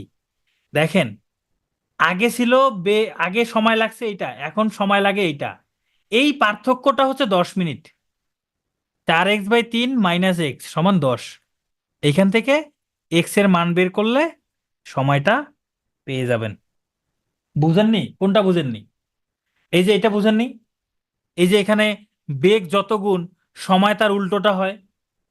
সোহেল রানা বলেন, এখানে বেগ 3/4 গুণ, সময়ের ক্ষেত্রে 4/3 গুণ হয়ে গেছে। এটা বুঝেননি? তাহলে এখানে বেগ যদি 3/4 গুণ হয়, তাহলে সময়টা কত হবে? 4/3 গুণ হবে না? সময়টা 4/3 গুণ হবে কিনা বলেন? সোহেল রানা বলেন, বেগ যদি 3/4 গুণ হয়, সময়টা 4/3 গুণ হবে কিনা? হবে। তাহলে আগে সময় ছিল এক্স, এখন এক্স এর 4/3 গুণ সমান কত হবে? 4x/3 গুণ। তাহলে এটাই করছি। এখানে দেখেন, অরিন আক্তার একটা সমাধান দিছে। কি সমাধান দিছে জানেন? এই যে এখানে বেগ 4 ভাগ করে 3 ভাগ করছে, 4 ভাগের 3 ভাগ করছে, তার জন্য সময় লাগে 10 মিনিট। তার মানে কি, 4 ভাগের 1 ভাগের জন্য সময় লাগে 10 মিনিট। বেগের বেগের 4 ভাগের 1 ভাগের জন্য সময় লাগে 10 মিনিট। তাহলে 4 ভাগের 4 ভাগের জন্য সময় লাগবে 10 × 4 তখন 40 মিনিট। সুন্দর একটা সমাধান করছে। এভাবেও করা যায়। হ্যাঁ, রিটেন হলে ব্যস্তানুপাতিক কথাটা লিখেই করবেন। ওকে, আমরা পরের ম্যাথে যাই। দেখেন, মীরা নির্দিষ্ট দূরত্বের 2/3 শেষ করে 4 ঘন্টায়, ঘন্টায় 4 কিলোমিটার বেগে, এবং অবশিষ্ট দূরত্ব ঘন্টায় 5 কিলোমিটার বেগে। মোট দূরত্ব অতিক্রম করতে 42 মিনিট সময় লাগে। তাহলে ওই দূরত্ব কত? আমরা জানি না দূরত্ব কত। দূরত্বটা ধরে নিলাম এক্স, দূরত্ব ধরে নিলাম এক্স। তাহলে দুই তৃতীয়াংশ এই দূরত্বের 2/3 শেষ করে 4 কিলোমিটার পার ঘন্টা বেগে। তাহলে দূরত্ব হচ্ছে 2x/3, তারপরে বেগ হচ্ছে 4 কিলোমিটার, পার ঘন্টা। তার মানে এই দূরত্বটা অতিক্রম করে 4 কিলোমিটার পার ঘন্টা, এটাই বলছে যে 2/3 দূরত্ব শেষ করে 4 কিলোমিটার পার ঘন্টায়। তাহলে অবশিষ্ট থাকে কত? এই x - 2x/3 বিয়োগ করলে হবে x/3। এই অবশিষ্ট দূরত্বটা 5 কিলোমিটার পার বেগে যায়। এটা হইলো 5 কিলোমিটার পার বেগে। এখন টোটাল সময় লাগে 42 মিনিট। তাহলে আমরা কি এইভাবে করতে পারি? 2x/3, এটাকে আমরা 4 দ্বারা ভাগ, এই যে দূরত্ব ভাগ বেগ যোগ দূরত্ব ভাগ বেগ, এই যে টোটাল সময় পাইলাম, এটা একটা সময়, এটা একটা সময়, টোটাল সময়টা এখানে বলছে 42 মিনিট। এটা যেহেতু ঘন্টায় আছে, তাহলে এটাকেও আমরা ঘন্টায় প্রকাশ করব, 60 দ্বারা ভাগ করব। এই যে ইকুয়েশনটা হইলো, এখান থেকে এক্স এর মানটা আপনারা বের করবেন। যদি বের করতে না পারেন, দেখেন আমাদের লেকচার বুকে এটা সমাধান দেওয়া আছে, সেখান থেকে করে নেবেন। ঠিক আছে? ওকে, আমরা ক্লাসের একদম শেষ পর্যায়ে চলে আসছি। এটা খুবই সহজ একটা ম্যাথ। জনি ও তার যমজ দুই বোনের বয়সের সমষ্টি 23 বছর। যমজ বোনের প্রত্যেকের বয়স 6 বছর। আচ্ছা, যমজ প্রত্যেকের বয়স 6 বছর, তার মানে দুইজনের টোটাল বয়স কত হবে? 6 × 2 12 বছর না? 12 বছর না? এখানে অর্নি আসলো কেন? এটা হবে জনি, এটা হবে জনি। হ্যাঁ, তাহলে জনির বয়স কত? তাহলে 23 - 12, এটা তো ক্লাস 5-এর অঙ্ক দিছে। তাহলে হিসাব করলে 11 বছর। পিতা ও পুত্রের বর্তমানের বয়সের সমষ্টি 80 বছর। আগামী 3 বছর পর পিতার বয়স 60 বছর হইলে তখন পুত্রের বয়স কত হবে? দেখেন, বর্তমানে বর্তমান পিতা পুত্রর বয়সের সমষ্টি কত? 80 বছর। আচ্ছা, 3 বছর পর সমষ্টি কত হবে বলেন? 3 বছর পর সমষ্টিটা কত হবে? এই 83 কারা কারা বলছেন? যারা 83 বলছেন ভুলে যান। 3 বছরে, 3 বছর পর, এই যে দুইজনের বয়সের সমষ্টি 80 বছর, 3 বছর পর পিতার 3 বছর যুক্ত হবে, পুত্রের 3 বছর যুক্ত হবে, টোটাল 86 বছর। তার মানে 3 বছর পর, 3 বছর পর পিতা পুত্রের বয়সের সমষ্টি হবে 86 বছর। 3 বছর পর পিতার বয়স হবে 60 বছর, তাহলে পুত্রের বয়স কত? 86 - 60 কত হয়? 26 বছর। পুত্রের বয়স 26 বছর। চিন্তা করা যায়? 86 বছরের একজন পিতার ছেলের বয়স 26 বছর। চিন্তা করার দরকার নাই। ঠিক আছে, থ্যাংক ইউ।